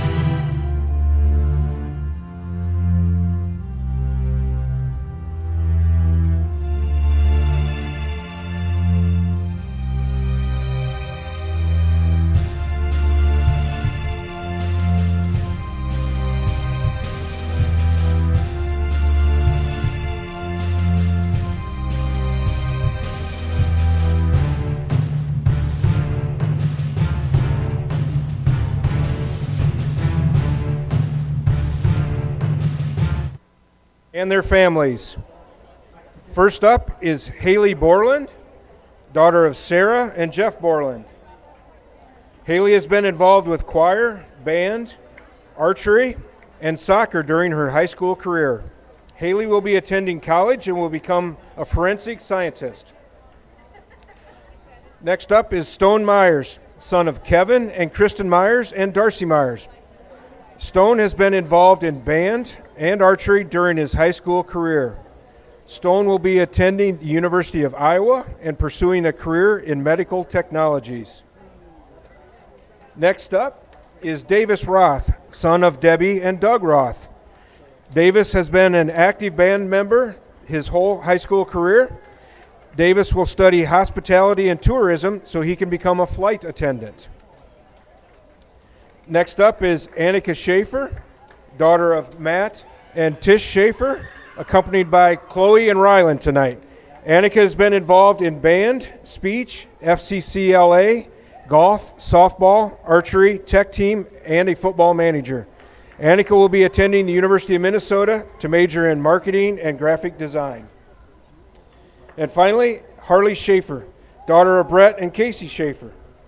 Harley has been involved in cheer, band, archery, and FFA during her high school career. Harley will be attending the University of Wisconsin-Superior to study education. Please give a round of applause to our seniors and their families for their dedication to the Jesup Fine Arts Department.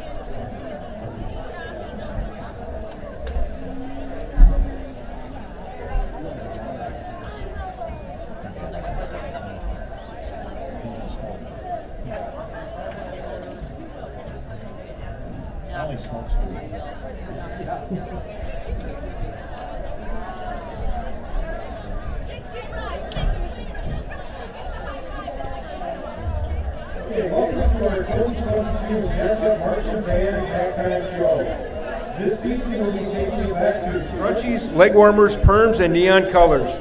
The first song in the set is a classic. Get ready for the rock and roll with Never Gonna Give You Up.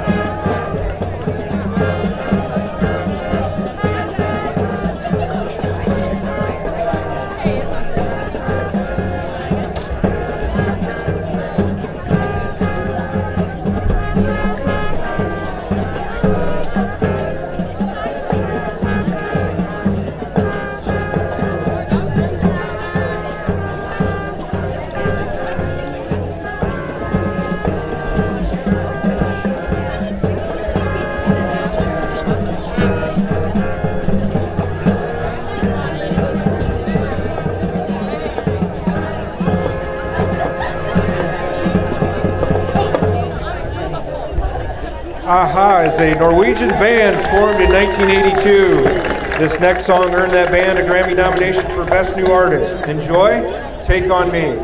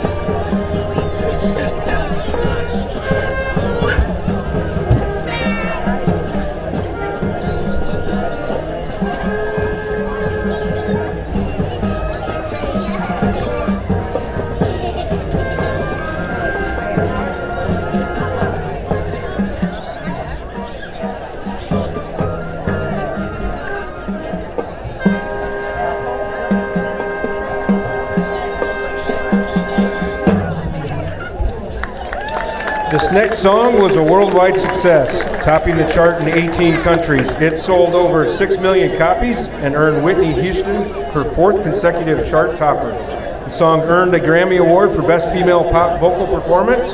Here is I Want to Dance with Somebody.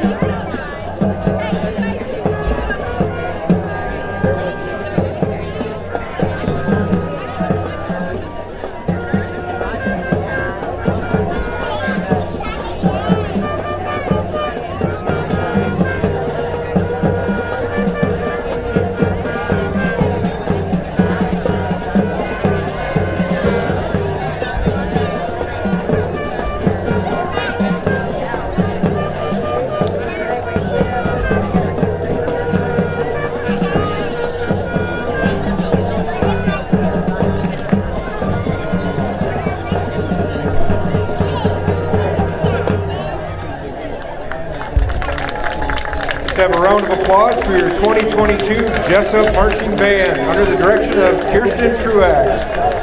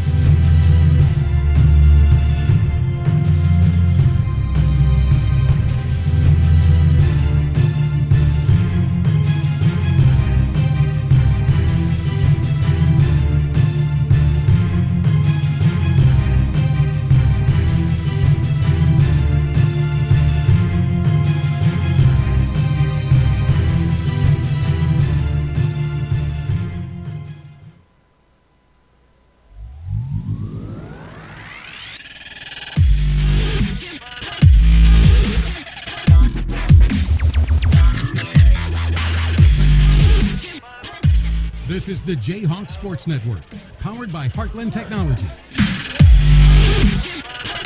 All right, second half is knocking on our door as we're at Jesup tonight for the home opener, and might as well do senior night too while we're at it. Yeah, I mean, let's just get it all done. Get it all done. You know, you talk to coaches, and you know one of the things they hate is like homecoming game because of all the festivities before and the focus off the game, and then like a senior night, parents' night, stuff like that is kind of one of those things where they try to avoid those things.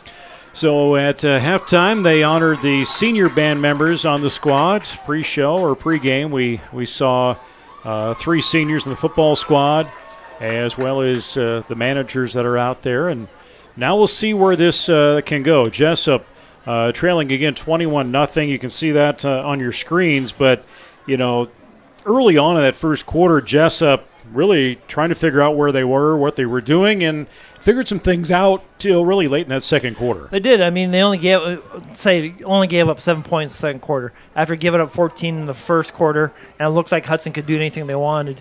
And then we came back. We fought back pretty hard, and we had a shot there at the end. We threw the ball in the end zone. I think if we had maybe a little bit more time on the clock, we might have put a little bit more pressure on them, maybe even try to get a score. So we will see Jesup for the first time tonight get honors to kick as Jesup received on the opening kick, and then with 3 touchdowns in that first half. Still trying to see what this kickoff unit can do, and they have not had an opportunity to test themselves yet this season. So Hudson setting up in that backfield with Jackson Hyatt as well as Noah Borcherding, a sophomore, on that right side. It looks like Preston's getting taped up a little bit on that left side. We'll see. I mean, I saw him running up down the sidelines. See if he give it a go. See how that ankle, high, whatever injuries he's got right now. See how he comes out the second half and see how that goes. Ryland Baugh, senior captain, he will get the honors to kick off. Soccer-style kick. He will boot that from the 40. It'll sail towards the out of bounds and goes out at about the 27, and they'll bring that back. Yeah, so is it going to take it right about the 40 now? They take it on the... So take it kind of where it bounced and went out, and they will mark it at the 35-yard line. Right in the middle hash of the 35, I think, if the ball goes out of bounds.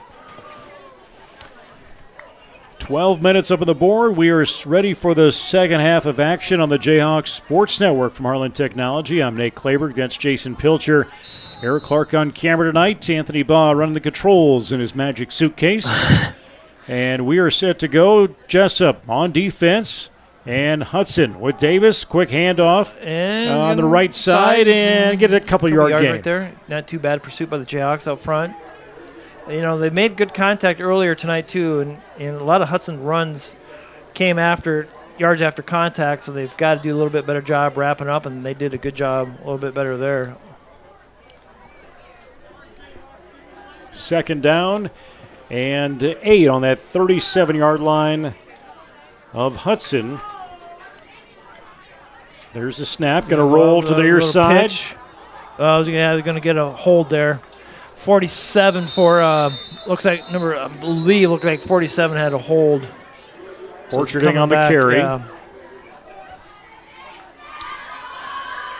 Shooting in, helped on that hit, helping to converge that near the sideline. Yeah. Holding play. Kind of on that little bit, kind of like a not quite an option play there, kind of like a pass option type. Yeah, right now the referee's talking to 47, and it's like, I think he's the one that got called for the hold. And I think maybe he just pulled down on the jersey. I didn't see quite who the kid he got, but, yeah, he's the one that got the holding call against him. Kind of that I back right there. I think he's playing tight end or that slot right there, that H back. Camden Davis, quarterback. Going to flick it left side. He's going to hang on to it. Yeah, he's going to tuck it right side and go. He sees an opening, sees open field. And we're going to eventually see Tice. Is that Tice that got in there to bring him down? Actually, William Schutte got him down in Jesup territory just past that 30 line or just shy of that 30-yard line. So they've come out of the first couple plays, besides the first dive up the middle, is almost come out playing option football. Quarterback kept right there on that left side, and he had a nice lane, and he got a really nice gain out of it for him. Minute down so far.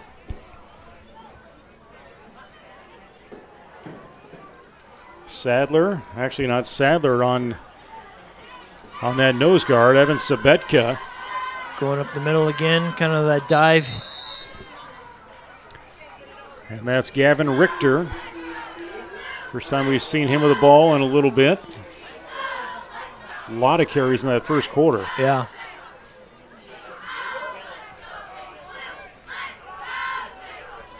Second and 3.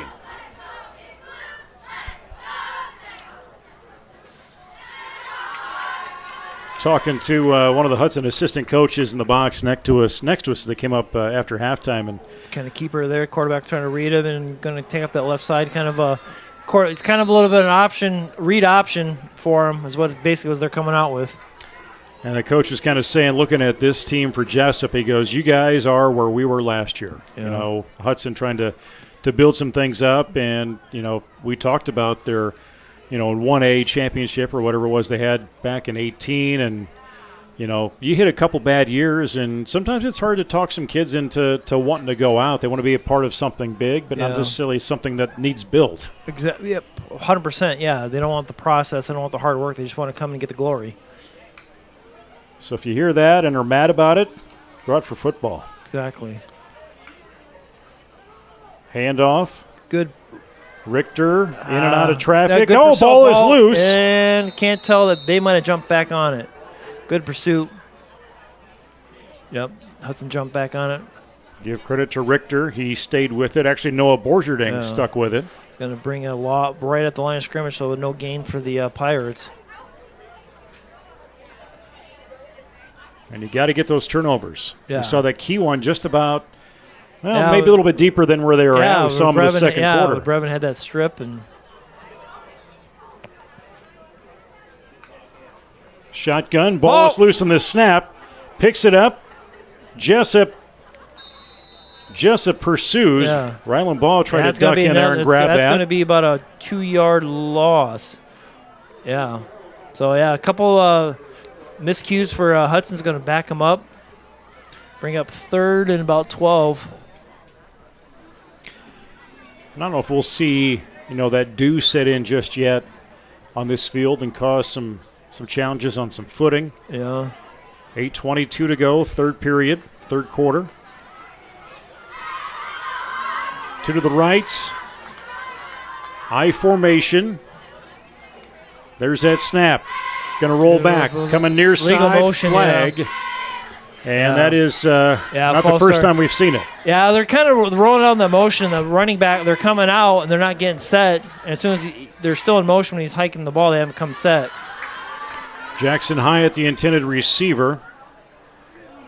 And we saw that a couple times in that first half. Yeah. So that ball gets taken back, third down and 17 on the 23 of Jesup. Timeout. Yeah, they're going to go over a few things right there. I think he wants to probably get his team settled down, come over halftime, and make some adjustments and talk to him a little bit. Justin Brecky, head coach of Hudson. He's not been at the helm too long for the Pirates, but he's got some experienced staff with him. Still looking down just in the sideline to Preston Youngblood, still on the sideline, but up on his feet and not on the trainer's table. He was key in that backfield in the first half for Jesup. Could be something, too, where they're maybe hold him out, see how he does offensively, running the ball, keep him off of defense. If he's keep him okay and see how he comes back for next week. I mean, that's a lot of decisions to be made. 8 minutes, 8 seconds, third period. Just a still night here in Jesup. It is. I'm talking about air conditioning here, but you step outside, it's like a 25-degree difference between inside here and outside.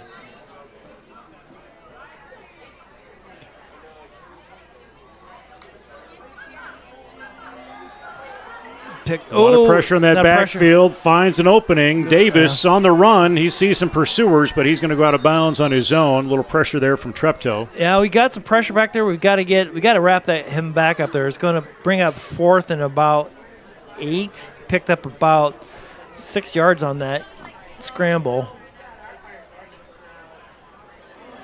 So I think they're going to try the field goal. And, I mean, Hudson for years have had pretty good kickers. They've had a pretty good soccer program, so they've got kids that have gone through the program. They've had soccer for one of the first schools around the area to have the soccer team. So 30-yard attempt. Snaps down. And pressure on that far side, and it will be good. Yeah, I got right inside, almost right down the middle. That was a good kick on their part. 20-yard field goal play or field goal kick is good for Hudson to make it 24-0. And Hudson scores for the first time in the second half, or third quarter, I mean.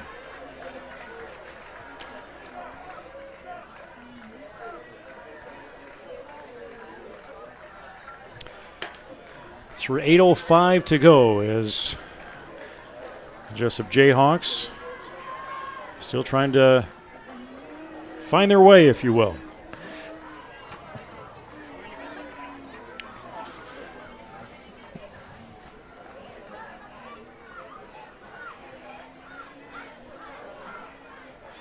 Coach Sauer, though, ever since he's pretty much seemed like he's been here, he's always coached the special teams, kickoff, punts, punt return and stuff. He's always been a special teams guy. Even as a head coach, he pretty much always takes care of the special teams. Whether he's given the call out to the kick return team when he wants done.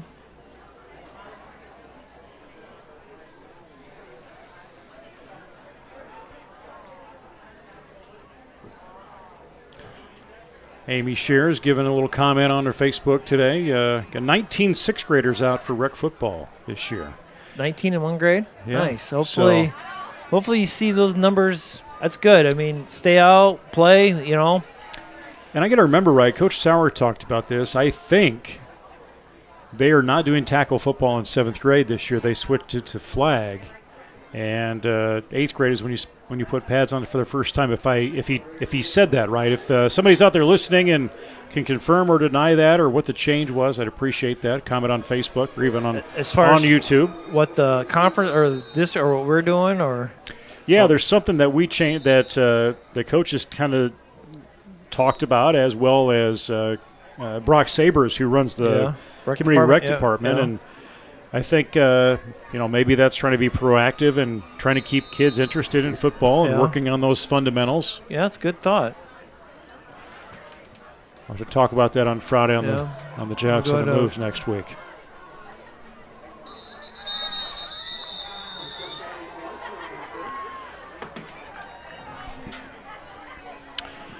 .758 as Jesup gets a chance to move that offense a little bit and start now 1st and 10 on that 30-yard line.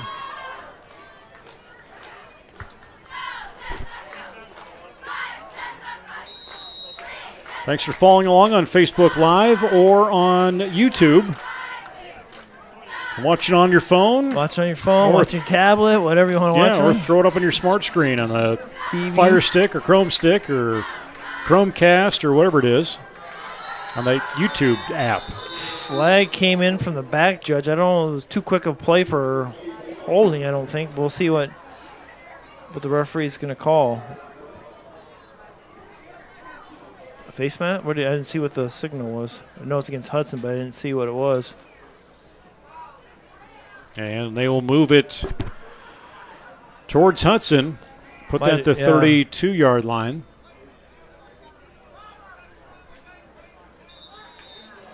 Our clock will move. So it's going to be first and 10. Kroll and Larson near side. Dahl on that far. Trepto's going to go with his right. He's going to throw in the throw. He's going to make a nice catch behind there. Brevin Dahl, nice catch. Kind of rolled in, hit his chest. Was going to bounce away, but he First gripped down, it in there. Pretty close. I think we'll see how that spot goes, but it's going to be right at the marker.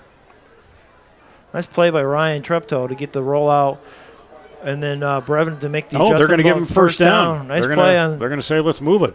Ryan did a nice job rolling out to his right, setting his feet. And that's a tough throw. I mean, for a sophomore. And so that's a really good throw and a good catch.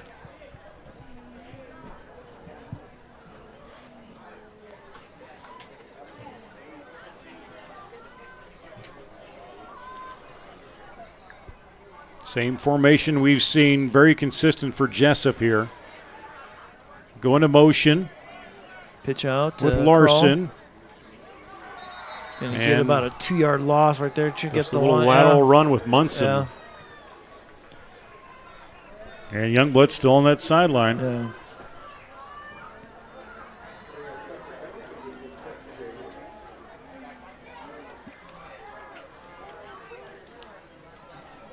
Sabetka coming in. Moss will come out. Exit. Moss probably the tallest player on that team. Yeah. Hockey player by trade. By day or night or weekend or whatever. Good to see him come out. Yeah, he's been out the last couple of years, I think.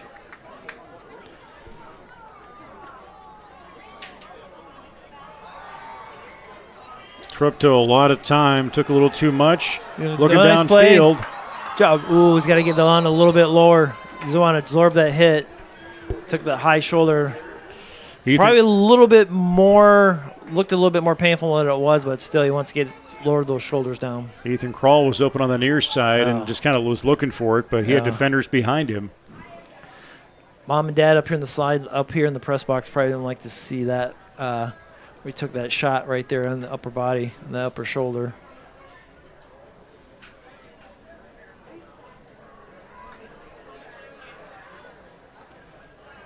He's got a lot of poise for a sophomore coming in his first game. I think overall, I think he's done a really good job. He's pretty solid. He's looking Mixed good. up the offense a little bit. Fired downfield, out of the reach of Brevendal, but he had, 3 or 4 guys covering. Yeah. It's good read. Just kind of missed him. Had Brevin going down in the seam.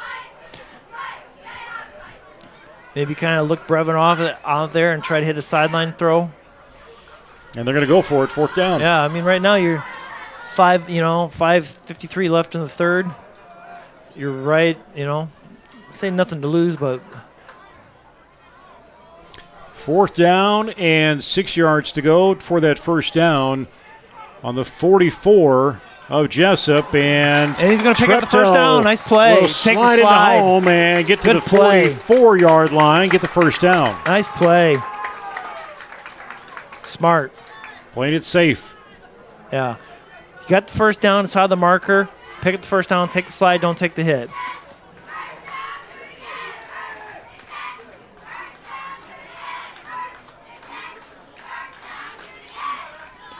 First and 10. Hudson territory. Single in the light. Got 3 far side ready to fly. Quick. Coming from Treptow into Brevendal, trying to get to that 40, and pressure is going to push him out of bounds. But he's got, 3 yards on that? Yeah, that was a nice play. You had a little bunch over that way, and Brevin had the out, and then Ryan did a nice job getting the ball, catching with his hands. Third quarter is clipped along a little bit. 5:30 to go. Thanks for following along the Jayhawk Sports Network. Now we got followers not only locally but across the world. Paula Delagardelle checking in down from Arizona. Kevin Lardaville from the Hudson area. He's following along in Florida. Oh, he's got him in the seam. Oh, that's a flag. Yeah. And right Pass there, he was hugging that hip when that ball was coming. Nice play by Ryan Treptow to get that, to step in through there and get around and make that throw. Opportunity for Jesup, but a little bit. I think Brown's got a little bit of a cramp. Yeah, they got to stretch that out, and that's one of those things. They were working hard right there and put that movement in there, and we're gonna again bring training staff in to assist there. Yeah, Brevin. Yeah, nice play there, but Ryan Treptow did a really awesome job of stepping through there and making that throw.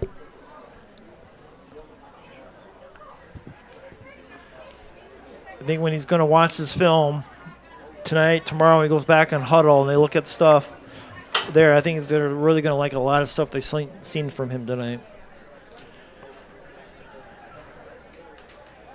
4:40 to go. Jesup trailing by 4 touchdowns and a field goal is what Hudson's put up. They've hit all their extra points, hit a 20-yard field goal. Jesup, again, a very young team, 3 seniors. And we talked about last year's team. There was a number of seniors, and that's, can be unusual to have a lot of seniors out in your squad, especially nowadays as active as kids can be and other opportunities to do things. Last 2 classes you go through, the class before, they had a good number of seniors too. But yeah, last year that was a core group of kids that have been together for a lot of things: basketball, baseball, football, track. They had a lot of success and played together a lot in different things.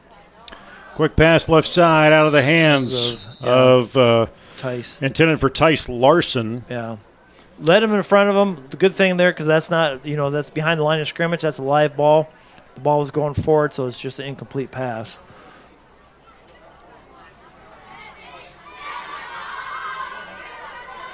Second and 10. Jesup cheerleaders get out of their huddle. Try and build some energy.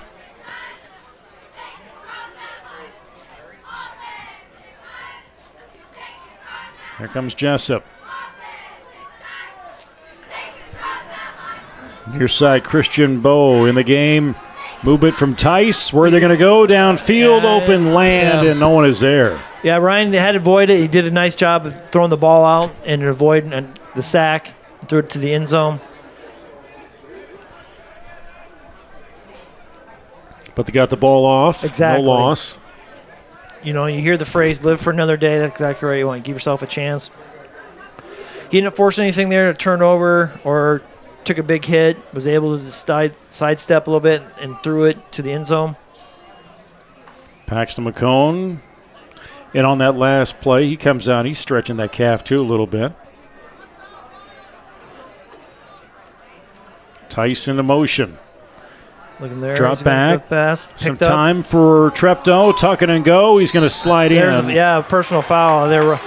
Late hit. Ryan, for a late hit. He slid and gave himself up. But really a fraction of a second on a late hit, if you want to be real with it. Yeah, and I think that's what the coach did right there. It's like, you're mad, but then you're not mad because that's a play. It was like kind of bang, bang, a little bit of delay. He's already making his motion. And that flag came from behind. Yeah. So they will say that, and goes against Hudson, and a number of fouls on Hudson. Yeah, tonight. if I'm Hudson sideline right there, I'm probably in the green with them. That was like one of those things. Ryan gave himself up. At the same time, he's giving himself up on that slide. Kid was coming in for the tackle, and you can't teach anything different, do anything different. It's just one of those unfortunate plays that happens. They will move the chains. It is a first down for Jesup. And ball is marked at that 12-yard line. In motion, Brevin Dahl comes out right side, flanks out right. Treptow's looking left, a little lob play. Is he going to get hung up in that backfield? Throw the flag. Yeah. Intended for Tice Larson. That's one of those two. You've got to play the ball, and he gets called for it. He gets around on the turn. He's got to make a play for the ball. He's not playing the ball.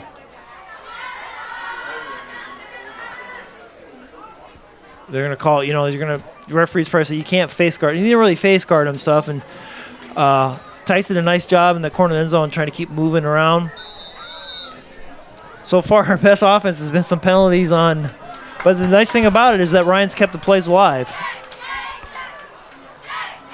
Had a 4th and 6 that he took a run to make it happen. A little bit high throw, trying to get in the end zone. Yeah. Leaping catch, and Tice comes down hard, but he jumps up. But I tried him right there, just had him outside of the end zone. Second down and 4. Ball is on the 6-yard line for Jesup. Coach Selesky calling in that play. Standing down next to head coach Tim Sauer. Rodney Selesky, like Luke likes to call him, the garbage man. He was back when he was a player here at Jesup, not too many years back. He's getting married here soon, so it's kind of come full circle for Rodney. Dive play, right there. Andrew Munson. Yeah. So it's going to bring up third and about 4.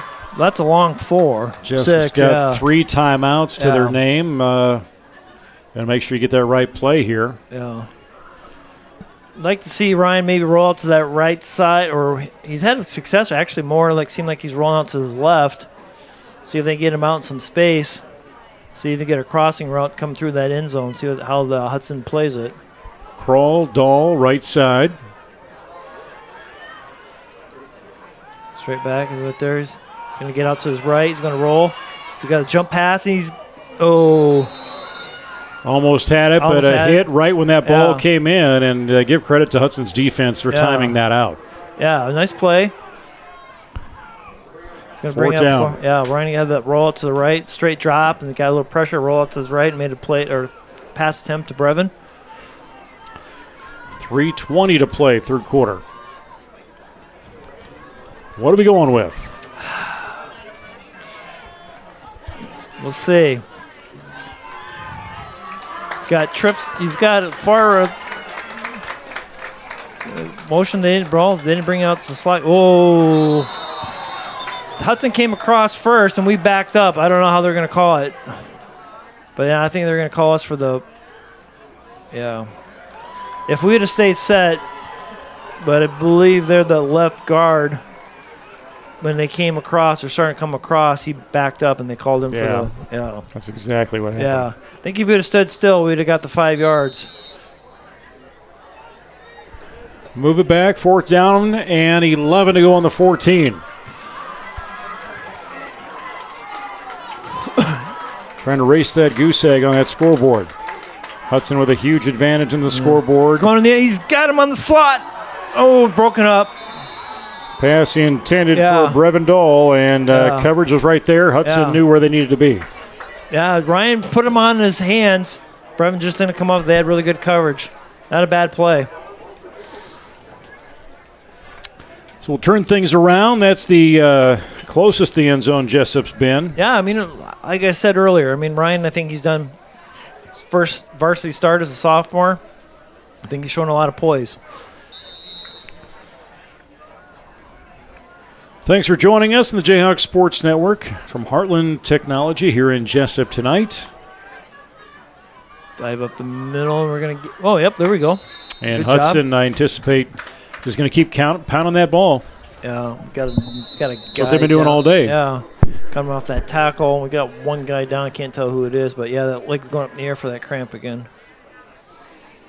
Coach Sauer and Melisaric coming out, along with the other training and manager staff. And that's what happens in these games. They get you get some momentum, and then all of a sudden you get something like that, slows things down. Yeah, take care of it. I keep saying moral victories, but these guys have played pretty well. Hudson, to me, looks like they're going to contend in their district. Probably, I don't know exactly who they have in the district, but they look pretty. They actually have a pretty tough. And they got Wapsie, Northland. Yeah, and Grundy's Coach Harms is who I was talking to, and he said, Wapsie Valley is the one to look at. And I think right now, Wapsie's losing to Denver, but Denver's a pretty good squad. I think that's a battle of ranked teams. That's what? Is Wapsie 1A? Denver's probably 2A in there for looking at it. Yeah, or I don't know if Wapsie's A or 1A. You got AGWSR, Nashua, Northland. They're an A.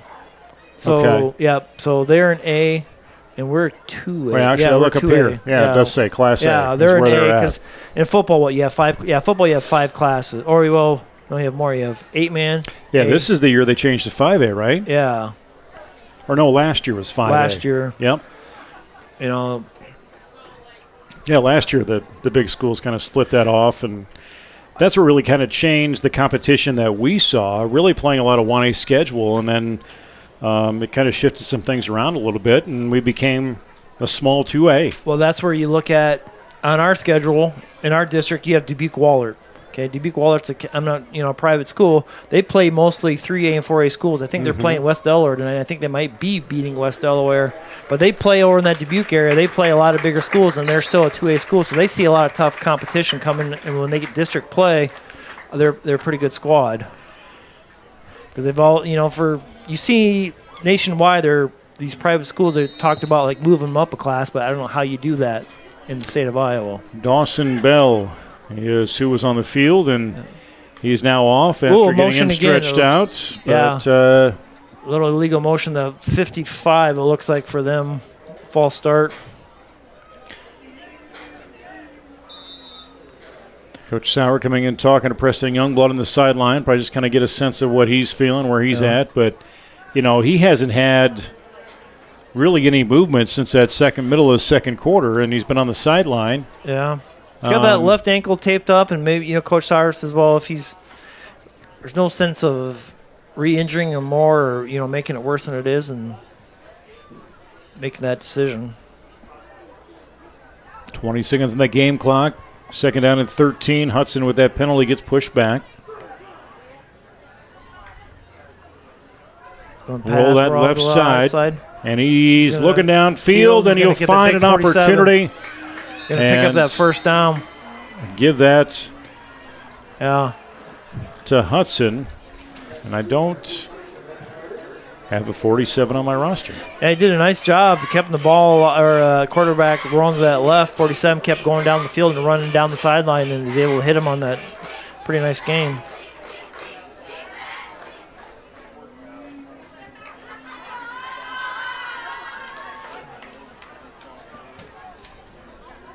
Ball at the 30-yard line. Going to motion with Hudson and Isaac Mesmore. He takes that ball, gets past the 40. He's got one guy to get by, and sneaking up from behind, Skylar Blad comes in with the tackle. Kind of close to a hold right there when the quarterback got through there, but the Hudson guy did a nice job not getting his hands outside the shoulder pads, and the referee was kind of looking at it to pull the flag, but then he decided not to.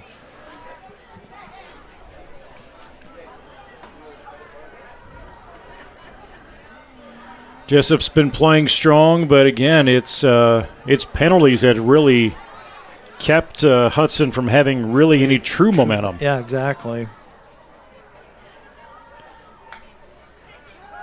Pass again, go to that little bit. Davis in the hands of his senior receiver, Jackson Hyatt. It's going to be a first down for Hudson, it looks like. Yeah, move the chains.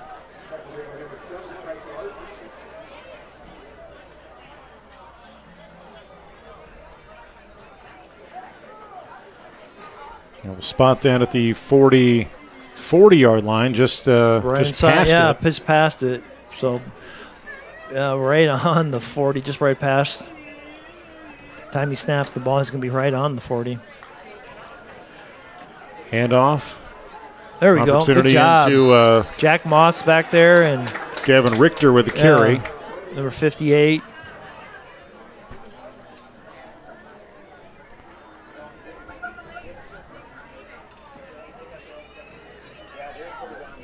Under a minute and a half to play third quarter. They're slowly going to take as much time as they need to. Yeah, I don't think they're in any really hurry. Dawson Bell breaks away from the trainer. Going to need him back on offense as a center, but wow, this backfield for Hudson and Richter, he just in and out of traffic finds his way to the south. We had him in the backfield a little bit. We had wrapped around his ankles. You just got to get more pursuit and gang tackle. Sometimes tough at a running back. He's pretty elusive. You got to gang tackle him and get a hat on a hat and tackle the whole body. Get gang tackle him, 2 or 3 people on him. Hitting the 50-second mark as Moss will exit and Sadler comes in as they swap out on defense.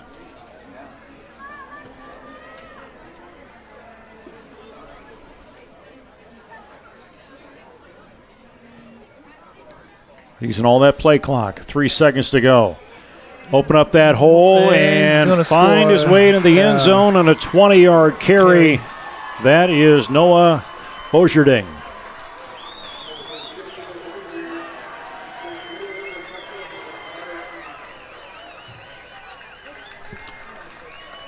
30 seconds remain in this third period, and that makes the score 30-0.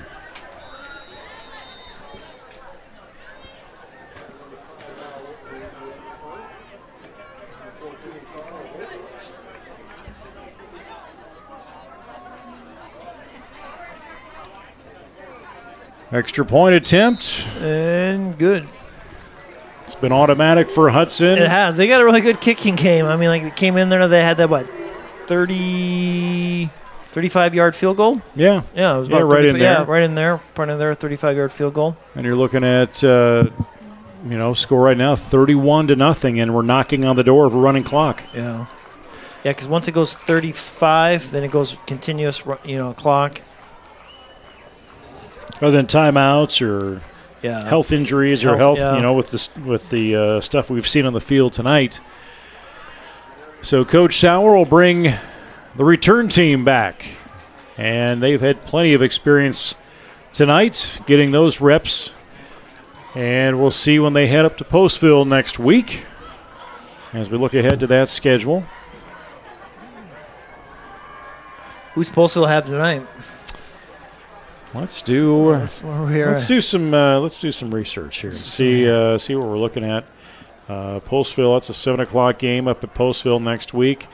History-wise, I don't think we ever played them. We played them last year, and that was I think that was the game that the UNI band was here, and I think we you're beat Postville 64-14 was that final. Oh, that's right. You're right.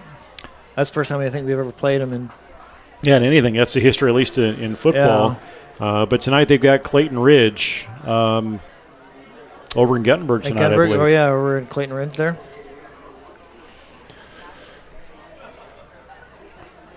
So that is, I don't know how their team is looking this year, but that's something to try and look forward to is work through some things and maybe get some positive movement through there. But make the way up there for a little pooch kick. Oh, you got to grab the ball.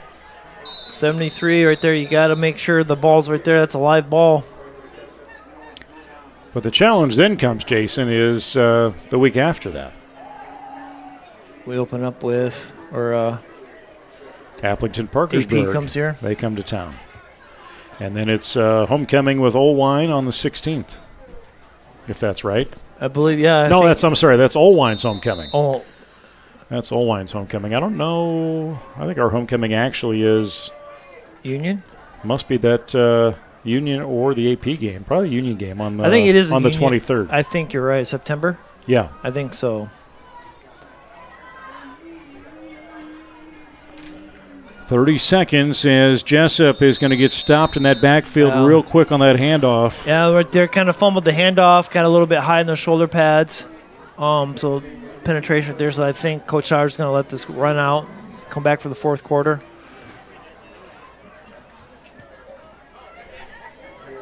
.26 in the play clock. And they will switch sides. Through 3 full periods, 31-0, as Hudson earns 10 points in that third period, and Jesup still looking for that first score of the game. And they've had a couple chances. They've had a couple chances, and the thing about it too is like as far as for numbers, like for people say, well, why doesn't Hudson put in their substitute? They probably are a little bit, but looking on their sidelines, they don't have that many numbers out either. They're not like they don't look that deep either compared to what they probably in the past, like ourselves too. So there's probably not that many kids actually to substitute in right now, which maybe it'd be a little bit different. Maybe it does go to running clock where you maybe see that.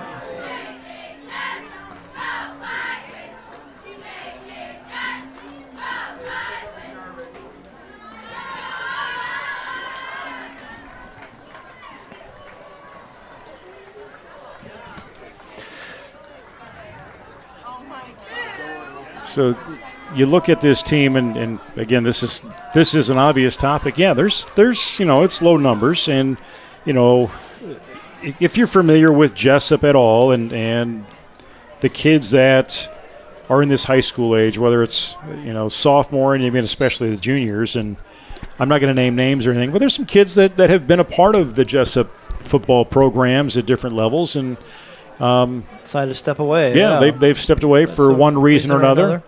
To focus on other interests or other sports or whatever it happens to be. And, it's just something that has happened. And, that was a conversation I had with one of the Hudson coaches. It's sometimes when you get a couple down years and, sometimes the interest drops. But it's just like, the success we've seen in basketball. Basketball numbers go up. Yeah. And you've seen that specifically in girls basketball. Girls basketball, we've seen the numbers go up.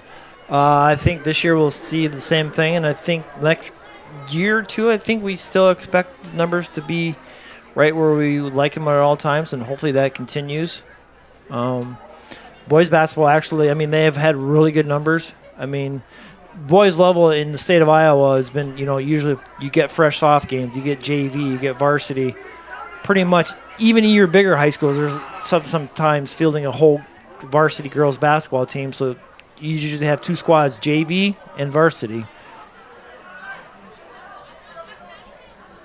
Treptow gets that snap, going downfield, looking for Brevin Dahl, almost intercepted by Hudson as their receiver down there with Lyle Olson was ready for it. Yeah, I kind of just missed Brevin got it on the left shoulder instead of the inside shoulder, just kind of missed the throw, but Brevin's been the workhorse tonight.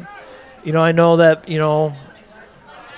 Ryan's, been looking at him a lot, and maybe going into next week, he might start getting a little bit more comfortable, looking him off a little bit and looking at some of the other guys. And because now you're going to see a lot of defenses probably key on Brevin when they see this. Maybe that's going to open up the opportunities for somebody else. Quick rolling out of that pocket. Yeah. He's going to go left side, looking downfield, going deep. Can he get to Tice? Oh, man! Nice try. Right where it needed to be. Yeah. And Tice is probably the one that is most hurt. Yeah. Because he knew he had it and then went down. Yeah, Brian did a really good job, like I said before, like keeping that play alive, stepping on the throw on the run, and making about a 35-yard pass. That was a pretty good throw. That was a really good throw. Tice just came up short. Coach Sauer and Manella Sarek, the trainer, getting some exercise in tonight. Yeah, sprints from that sideline as Tice Larson goes down with a jump and a stretch. And we've seen that. There's been some intense plays. We saw one in the end zone. I think it was with Brevin. Yeah. And now you're with Tice, and all of a sudden you come down and you pulled it. You strain that muscle a little bit. Strain that muscle right there. If he catches the ball, he probably walks in the end zone and that doesn't happen. But since he, dove for that ball a little bit, came off there, and he probably put a little bit more strain on that calf and got a cramp. 11:03 to go in the fourth quarter. As we look to, kind of take the positives from tonight, stuff that needs to be worked on. And, we're going to maybe have another week or two of this type of weather. And I'm sure that's going to be a focus of, the advice the training staff's going to give to the managers and the coaches and, what needs to happen and how do you prepare for that. And, it's one of those things, right, Jason? You could talk about you need to hydrate, you need to do this. You could get cramps. And it's not going to happen to me. It's not going to happen to me. And next thing you know, you go out there in a play and you go to make a cut or something happens. And all of a sudden your leg just cramps up. There's nothing that you can do. And like I said before, pickle juice is out. Pickle juice is out. That cramp, when you get hit with that cramp, it's just like you're getting punched. So J.D. Sadler will be the honors of getting some pickle juice and see what that can do.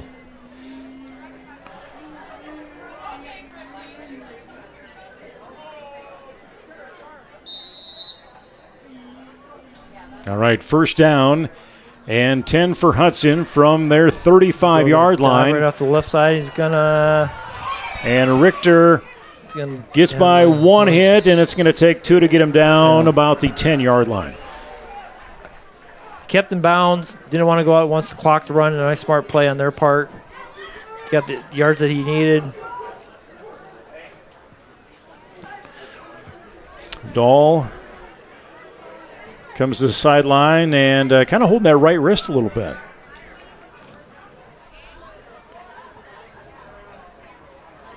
or he got the wind knocked out of him a little bit. I think he's got his hand, looks like maybe a little bit.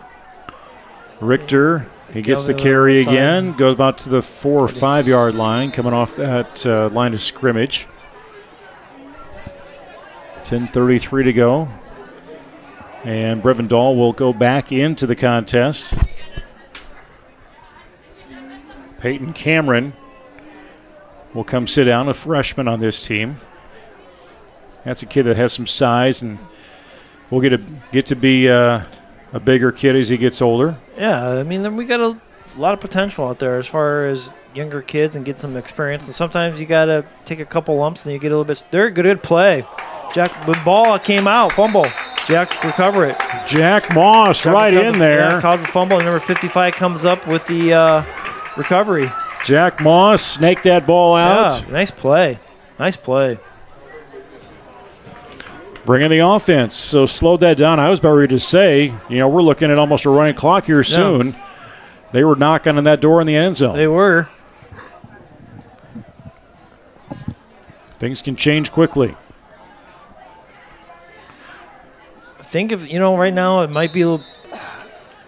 Let's see where they've got a little bit of breathing room right here. I mean, I hate to see Ryan to take a big drop and get a sack in the end zone and give up a safety, but he's got enough room. He's got to keep in front and watch it. If he does start to scramble, stay out of that end zone.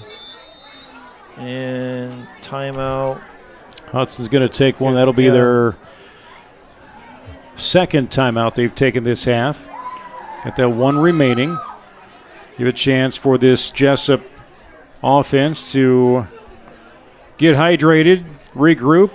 They've a lot of them have been busy on that defensive side of the ball. Yeah, I'm just looking right now. I'm looking at some scores going through. It looks like AP's up 48-14 on Union. They're playing Union tonight. Looks like maybe Denver's right now 18-13 up on Wapsie. Where's that game at? It's at Wapsie. That's at Wapsie? Yeah. Trying to see. Grundy Center and South Hardin are a pretty close game. 7-6 Grundy right now, what it sees. And trying to look at some local scores around here that affect us. And right Holsville, Owine, anything? Yeah, I don't North see anything. Valley? Yeah, trying to find those up there, but they're not coming up on the. Got an independent score at all, maybe? Or yeah, I was looking at KWL, but I don't see anything yet so far. Dykes up 35-14 on Columbus. Okay. I saw Facebook Live of a skydiver coming in Independence tonight. Really? Bringing a flag in. Nice. During their pregame. They kind of I've never been over there for a game. Yeah. There seems to be a big production. They bring Mustang out around the field. There and the smoke and the music. It'd be pretty cool to go over to see a game. First down, quick over to Treptow. Dahl, he steps foot. And he's going to pick up the first down, it looks like. I thought he went out at the 15. I did right there. He did, I was waiting for the whistle, but he must have just took his foot over the top of it. Yeah, good breathing, good play right off there. A quick pass out to Brevin. He picks up the first down. I mean, I know yardage and stuff. I mean, Ryan pretty much, he had the one interception. Of course, he hasn't had a touchdown yet, but he's got pretty good completions, and he's got to be probably around 150 for yards, I would guess, somewhere. And even looking at, there were some challenges we even had at center last year. Yeah. Nice throw. Nice pass to Brevin Dahl. He catches it at the 32, has to come back a little bit, and will find himself to the 34, 35-yard line before he's taken down. A lot of poise in Ryan Treptow. I mean, that's one thing about it. You talk about it, people always want to be quarterback, and until they get a chance to do it, and it kind of doesn't work as well as they think it's going to be. But Ryan's done a really good job of that poise and making those throws. Another first down, move those chains. 1st and 10 at the 35-yard line, 9:36 to play.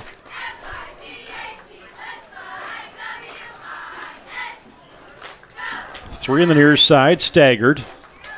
Quick over to Dahl grabs it, got a twirl, but he's going to get taken down for a loss for about 2 yards. They were converting on that they read that play. Group. Yeah, they kind of went back to that play, and they kind of read it take about a 2-yard loss. And speaking of Ryan, last year as a freshman, before he started the season, I asked his mom, Angie, is like, I figured since his two sisters ran cross country that he was just a runner too, and she said no. He said he hates it. He hates it. he wants nothing to do with cross country or doing that. He wants to play football. He likes football. Football, good basketball player. Yeah, the last nice little run, right there, getting a little bit lower, took a little bit high shot. Drew Munson tripped to it to give him a little push from behind, give him some momentum. Yeah, Ryan, this year, probably talking to Coach's minds, I believe Ryan's he's gonna be a factor in the varsity lineup, and he's gonna be that kid that can handle the ball and score. He gets a lot of minutes in the off season with some travel teams. Yeah, he plays. Yeah, plays Iowa Prep. He did a really good job. Sophomore will come in and give the call in that huddle. It is 3rd down and 10. And a lot of youth there, especially flanked out. Timeout, Coach Sauer. Saw something coming out there. Didn't like the. He will take his first time out of the second half.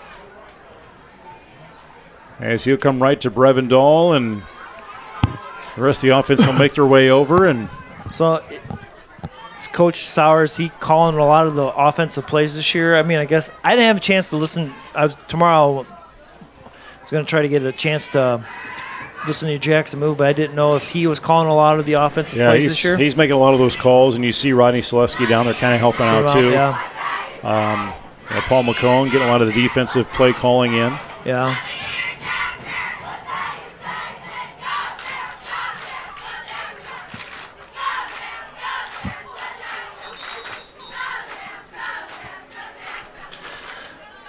Paul McCone still doesn't look like he ages. He looks like he's one of those guys. He still looks the same. He works out all the time.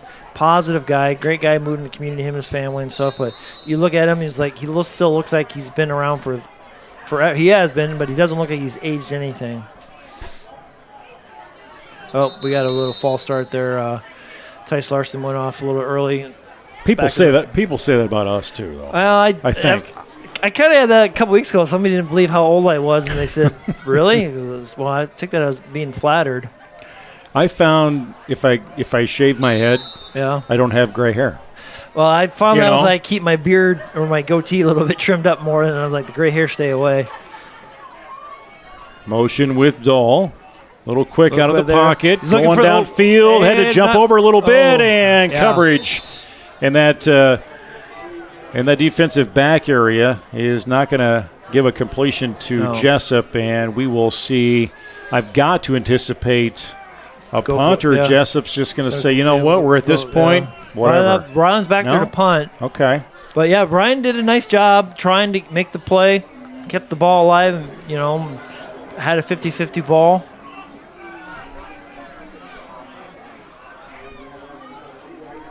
Bell with that long snap. Little movement. Hits it about the 47. Comes out of bounds. Where will he spot it? 41 is where Jesup will take coverage on defense. See if it's where right there, usually on a return, normally it's going to be a hold on the receiving team since where it was thrown.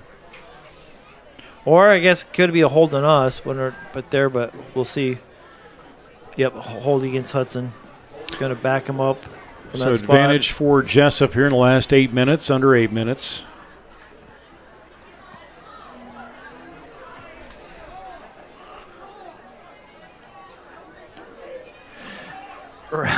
Heard Roddy yelling for somebody to come out there, and I was like, the one thing, if you haven't been around football and stuff, you're on the sidelines, you got to be paying attention because you're going to get your name called. You watch a college game, and you see all those people on the sidelines, and they just have people out there just to help coordinate people to keep them. Well, what it's like on the sideline at a college game. It's just masses of people. Sometimes they have to practice just being on the sidelines. Well, that's have the helmet on, have it buckled, ready to go. Because you don't know when. You never know when you get called. And it very well somebody may grab you and throw you in the game, and you don't even know what you're doing. But there's 10 guys on the field. Yeah. Outside, got to get a little bit more pursuit. A lot of yardage after touch, and Isaac Messmore. We saw him get some yards in that first quarter. Yeah. And bringing it back here to run that backfield, and I don't know how much they're going to scale back Richter and And Borcherding a little bit.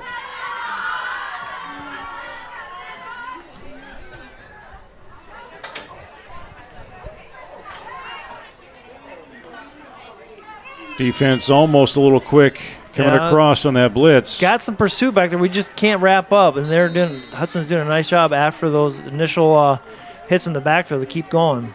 We got to get a better job of, like I said before, either wrap it up and gang tackling, and we got to make sure we get a little bit lower the level of our pads.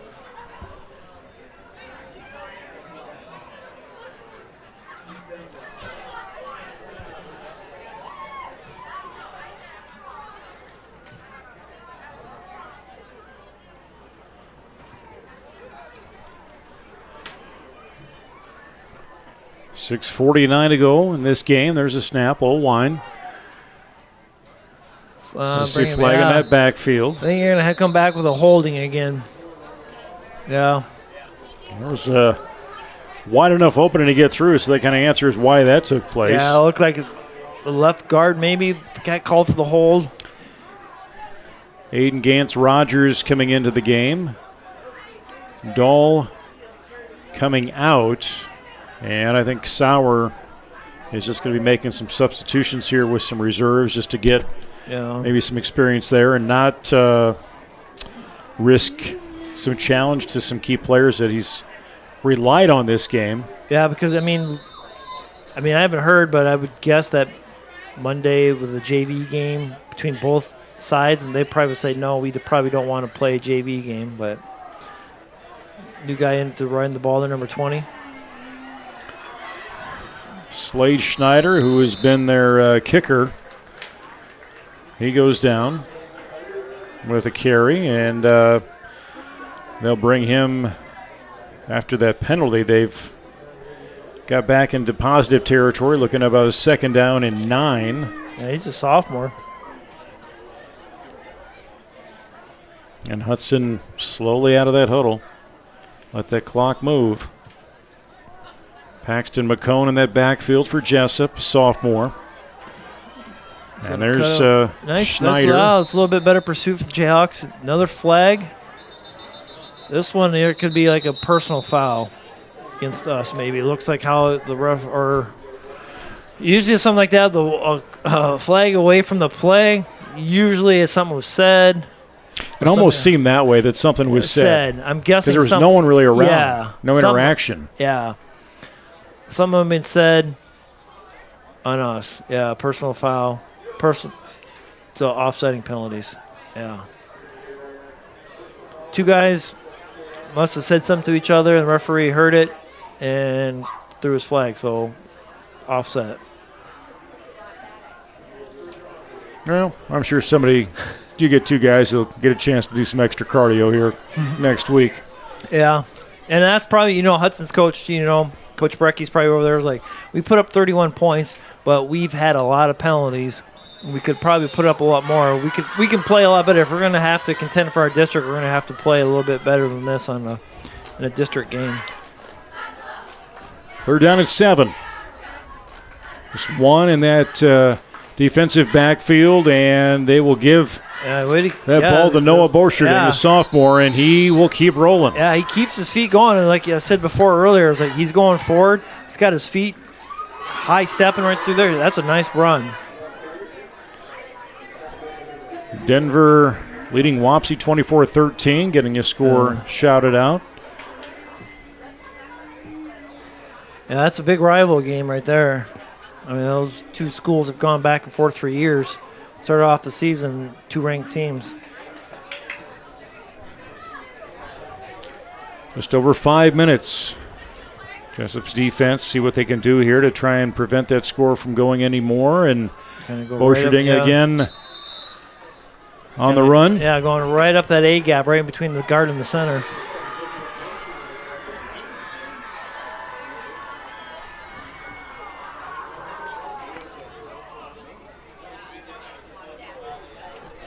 A lot of substitutions in and out on that sideline on the far side. Trying to keep their guys fresh. And that backfield, Gavin Richter.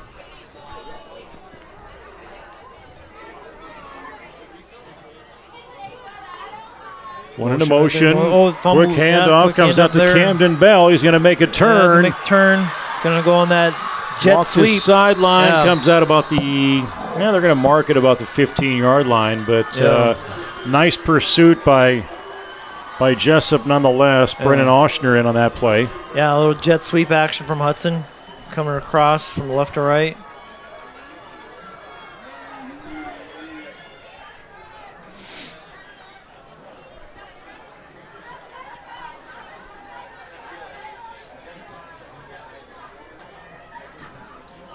We talk about, football numbers, but,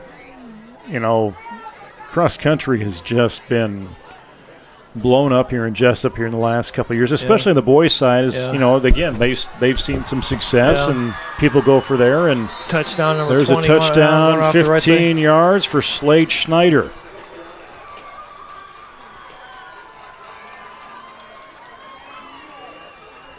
I was just looking down in the stands, and I'm looking at some kids that, had played along.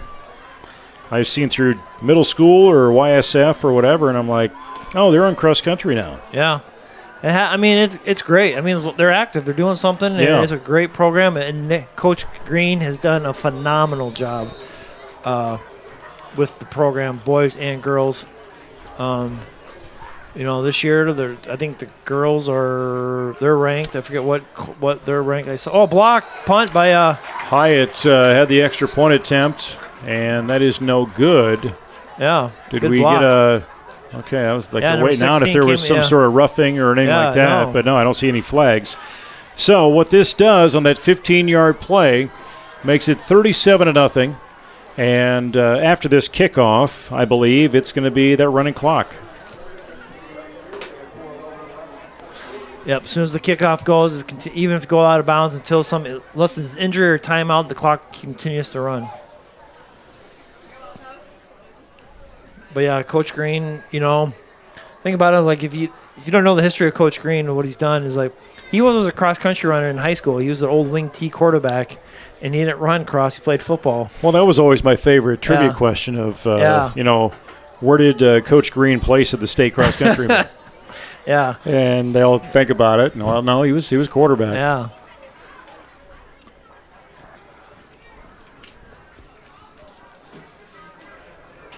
But I think, overall, tonight's game with Hudson, didn't know what to expect a little bit. I think Hudson came out. They've got a really good running game. A really good running game. But as far as for us, what we've done, I think seeing what Ryan Treptow's done and Brevin Dahl, and if we can get a healthy running back with Preston Youngblood coming back hopefully next week and a couple guys, like your chances going to get Sposeville next week, and then hopefully season works out the way, see what happens. But there's a lot of good positives to take from tonight. Well, thank all the Hudson following as well as the Jesup following tonight. However you're watching on Facebook or on our YouTube channel.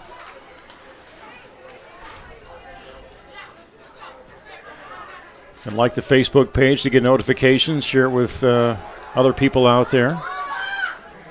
We will have all the home basketball games. I think we've got a couple of the volleyball games, if not all the home volleyball games we'll have on. Not the tournaments, but they do triangulars now, not just the single nights. What needs to happen for a cross-country meet, and I just thought about this the other day, is like you need to hook somebody up with a Wi-Fi GoPro and have play-by-play as we're going through there. Maybe that'd be good for Baldwin since he sold his camper. He's not doing anything constructive. Yeah. We'll get Zach Knutson out there with his drone, and he can follow along. That's a pretty good idea. Zach with his drone, and maybe Luke with a GoPro. Can we put jersey numbers on the cross-country kits so we know who they are? Yeah. Don't they have? They've got chips. Well, there's that. Yeah. So I'm going to plan to try and be out there and at least get some pre-meet conversation. Yeah, that's a big meet. I haven't been able to get out there. I always want to go out there during our home meet because when I come into town, it's packed. So you can't expect Baldwin to do this because his favorite thing is to sit at the end of the chute and kind of hold the garbage can if there's people that, are throwing up, have already given it all and want to give it a little bit more. Yeah. I think it's what he loves to do. Yeah. Jesup has Actually, Hudson taking their final timeout.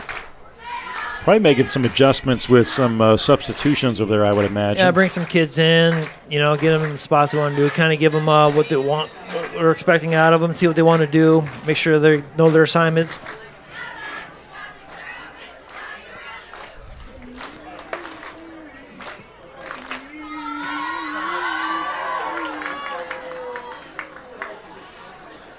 All in all, though, pretty good officiated game when you look at this crew coming out tonight. Yeah, I mean, it's their first game of the year, too. They're a little bit rusty, and maybe they did a scrimmage last week, but, they haven't had any football for a while. There's Munson on the carry, get taken down from behind. As far as, our coaching staff, and, Hudson's one that's, they've had a lot of penalties called on them, but from their sideline, I didn't see their coaching staff, yell or throw, calls, and they agreed with every call they pretty much had against somebody. That one late hit was called on Ryan, and that was one of those bang plays. It was kid didn't really do anything wrong. Ryan slid, and it was kind of judgment call on the referee, and he called it for the late hit. Play clock approaching 10. And we're going to send out 4 receivers, 3 on the left, 1 on the near side. And try and move Ryan's this football. He's gonna got Smooth pass downfield and just out of reach of Brevendal. Did a nice job of trying to turn around and find the ball.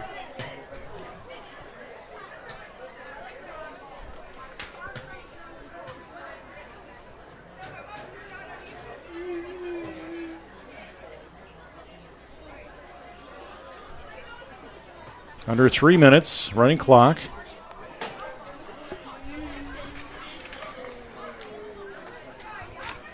Happened a few times last year as well. Yeah. Actually, in that Postville game, we had a running clock against them last year. Another snap. Dahl near side. Go further downfield, and it's intercepted. Yeah. Right in the hands of Carter Boarding. And he'll get pushed out of bounds with help from Treptow. Flag on the play. I don't know if we're going to get a clip on number 19 for him. Maybe on the return. Got a clip. So ball is placed at the 15. We'll see where it ends up after the conversation with the umpire. So penalty going to go against Jesup. So they will pick that up and march it from the 15. Oh, yeah, it was against us. I thought maybe they called the clip on the return, but so that's going to put Hudson right inside the they'll mark that at the 7-yard line. 7-yard line, yeah. First and goal.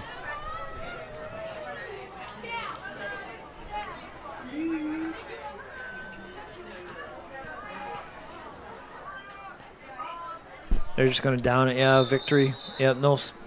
That was sportsmanship right there. There's no sense of try to score any more points or get somebody hurt for a game that you're well in control. Victory formation for them. Take a knee. Let it run out.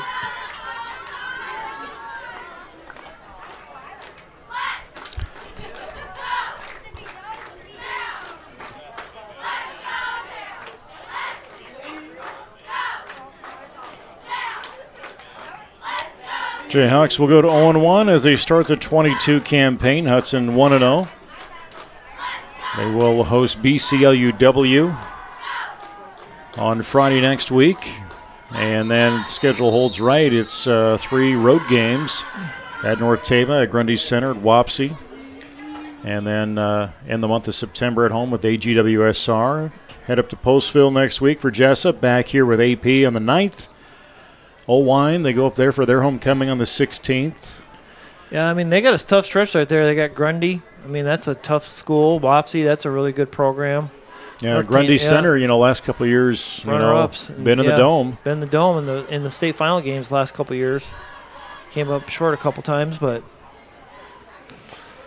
2 seconds, victory formation again as they'll move that ball back. 30 seconds 32 seconds in the game That's clock. We got about a 3 or 4 second differential on that's that. going to end it. And as it closes out, and Jesup will go down to defeat in a shutout, 37-0 on a running clock. Hudson had some challenges. We appreciate the mistakes they made that helped Jesup figure some things out and show some positives, but this is the first game. First game. Hopefully we get a little bit healthier next week and going on, continue. I mean, I know Ryan threw 2 picks, but he showed a lot of poise, made some really good reads, made some really good plays for a sophomore. His first starting as a varsity quarterback, I thought he did a really good job. Brevin Dahl did a really good job coming back for the ball, making some really good plays. And hopefully next week we get more of a running game and see what happens against Postville. Hudson again had a touchdown, 2 touchdowns in the first quarter. An 11-yard and 66-yard pass play. Got in the second quarter with a 1-yard carry into the end zone. Field goal made it 24-0. Actually 21-0 at half. Field goal in that third, along with a 20-yard reception. And then you got a run, 15-yard run in here with Hudson, making it 37-0. That made the running clock and wrapped some things up here in Jesup. About a 2.5, almost a 2.5 hour game window is what we saw. But there's some things they know they need to work on from a football standpoint, also from a standpoint of hydration and being ready to be on the field physically. Yeah, exactly right. I mean, it's until you can't simulate a game until you actually get in a game. So hopefully next week that we learn from what happened tonight and we get better. Again, our next game, our next broadcast, I believe actually will be coming up. Will be volleyball. I'll have to look ahead to that schedule. I believe it's going to be on September the 6th, and it's going to be a Dig Pink game at Jesup. Luke Baldwin and I should have that call for you at that point. I think that's our next broadcast, other than Jesup. I guess Jesup AP will be that Friday on the 9th. So on the 9th, that'll be coming up on the Jayhawk Sports Network. Any final comments tonight, Jason? It's a great day to be Jayhawk. It is. Definitely invite you to share our Facebook page and invite people to our YouTube page, the Jayhawk Sports Network. For Jason Pilcher and our on-site producer Anthony Baugh, camera operator Eric Clark, I'm Nate Clayberg again from the Lorient Sabres press box tonight in Jesup. Jesup goes down in their opening football game for the 22 season, 37-0 to Hudson. You can watch this entire game again on replay, as well as other previous Jesup High School athletic events. Go to the video section on our Facebook page or check out our YouTube channel. This is the Jayhawk Sports Network from Heartland Technology, music courtesy of bensound.com. Go Jayhawks, and good night.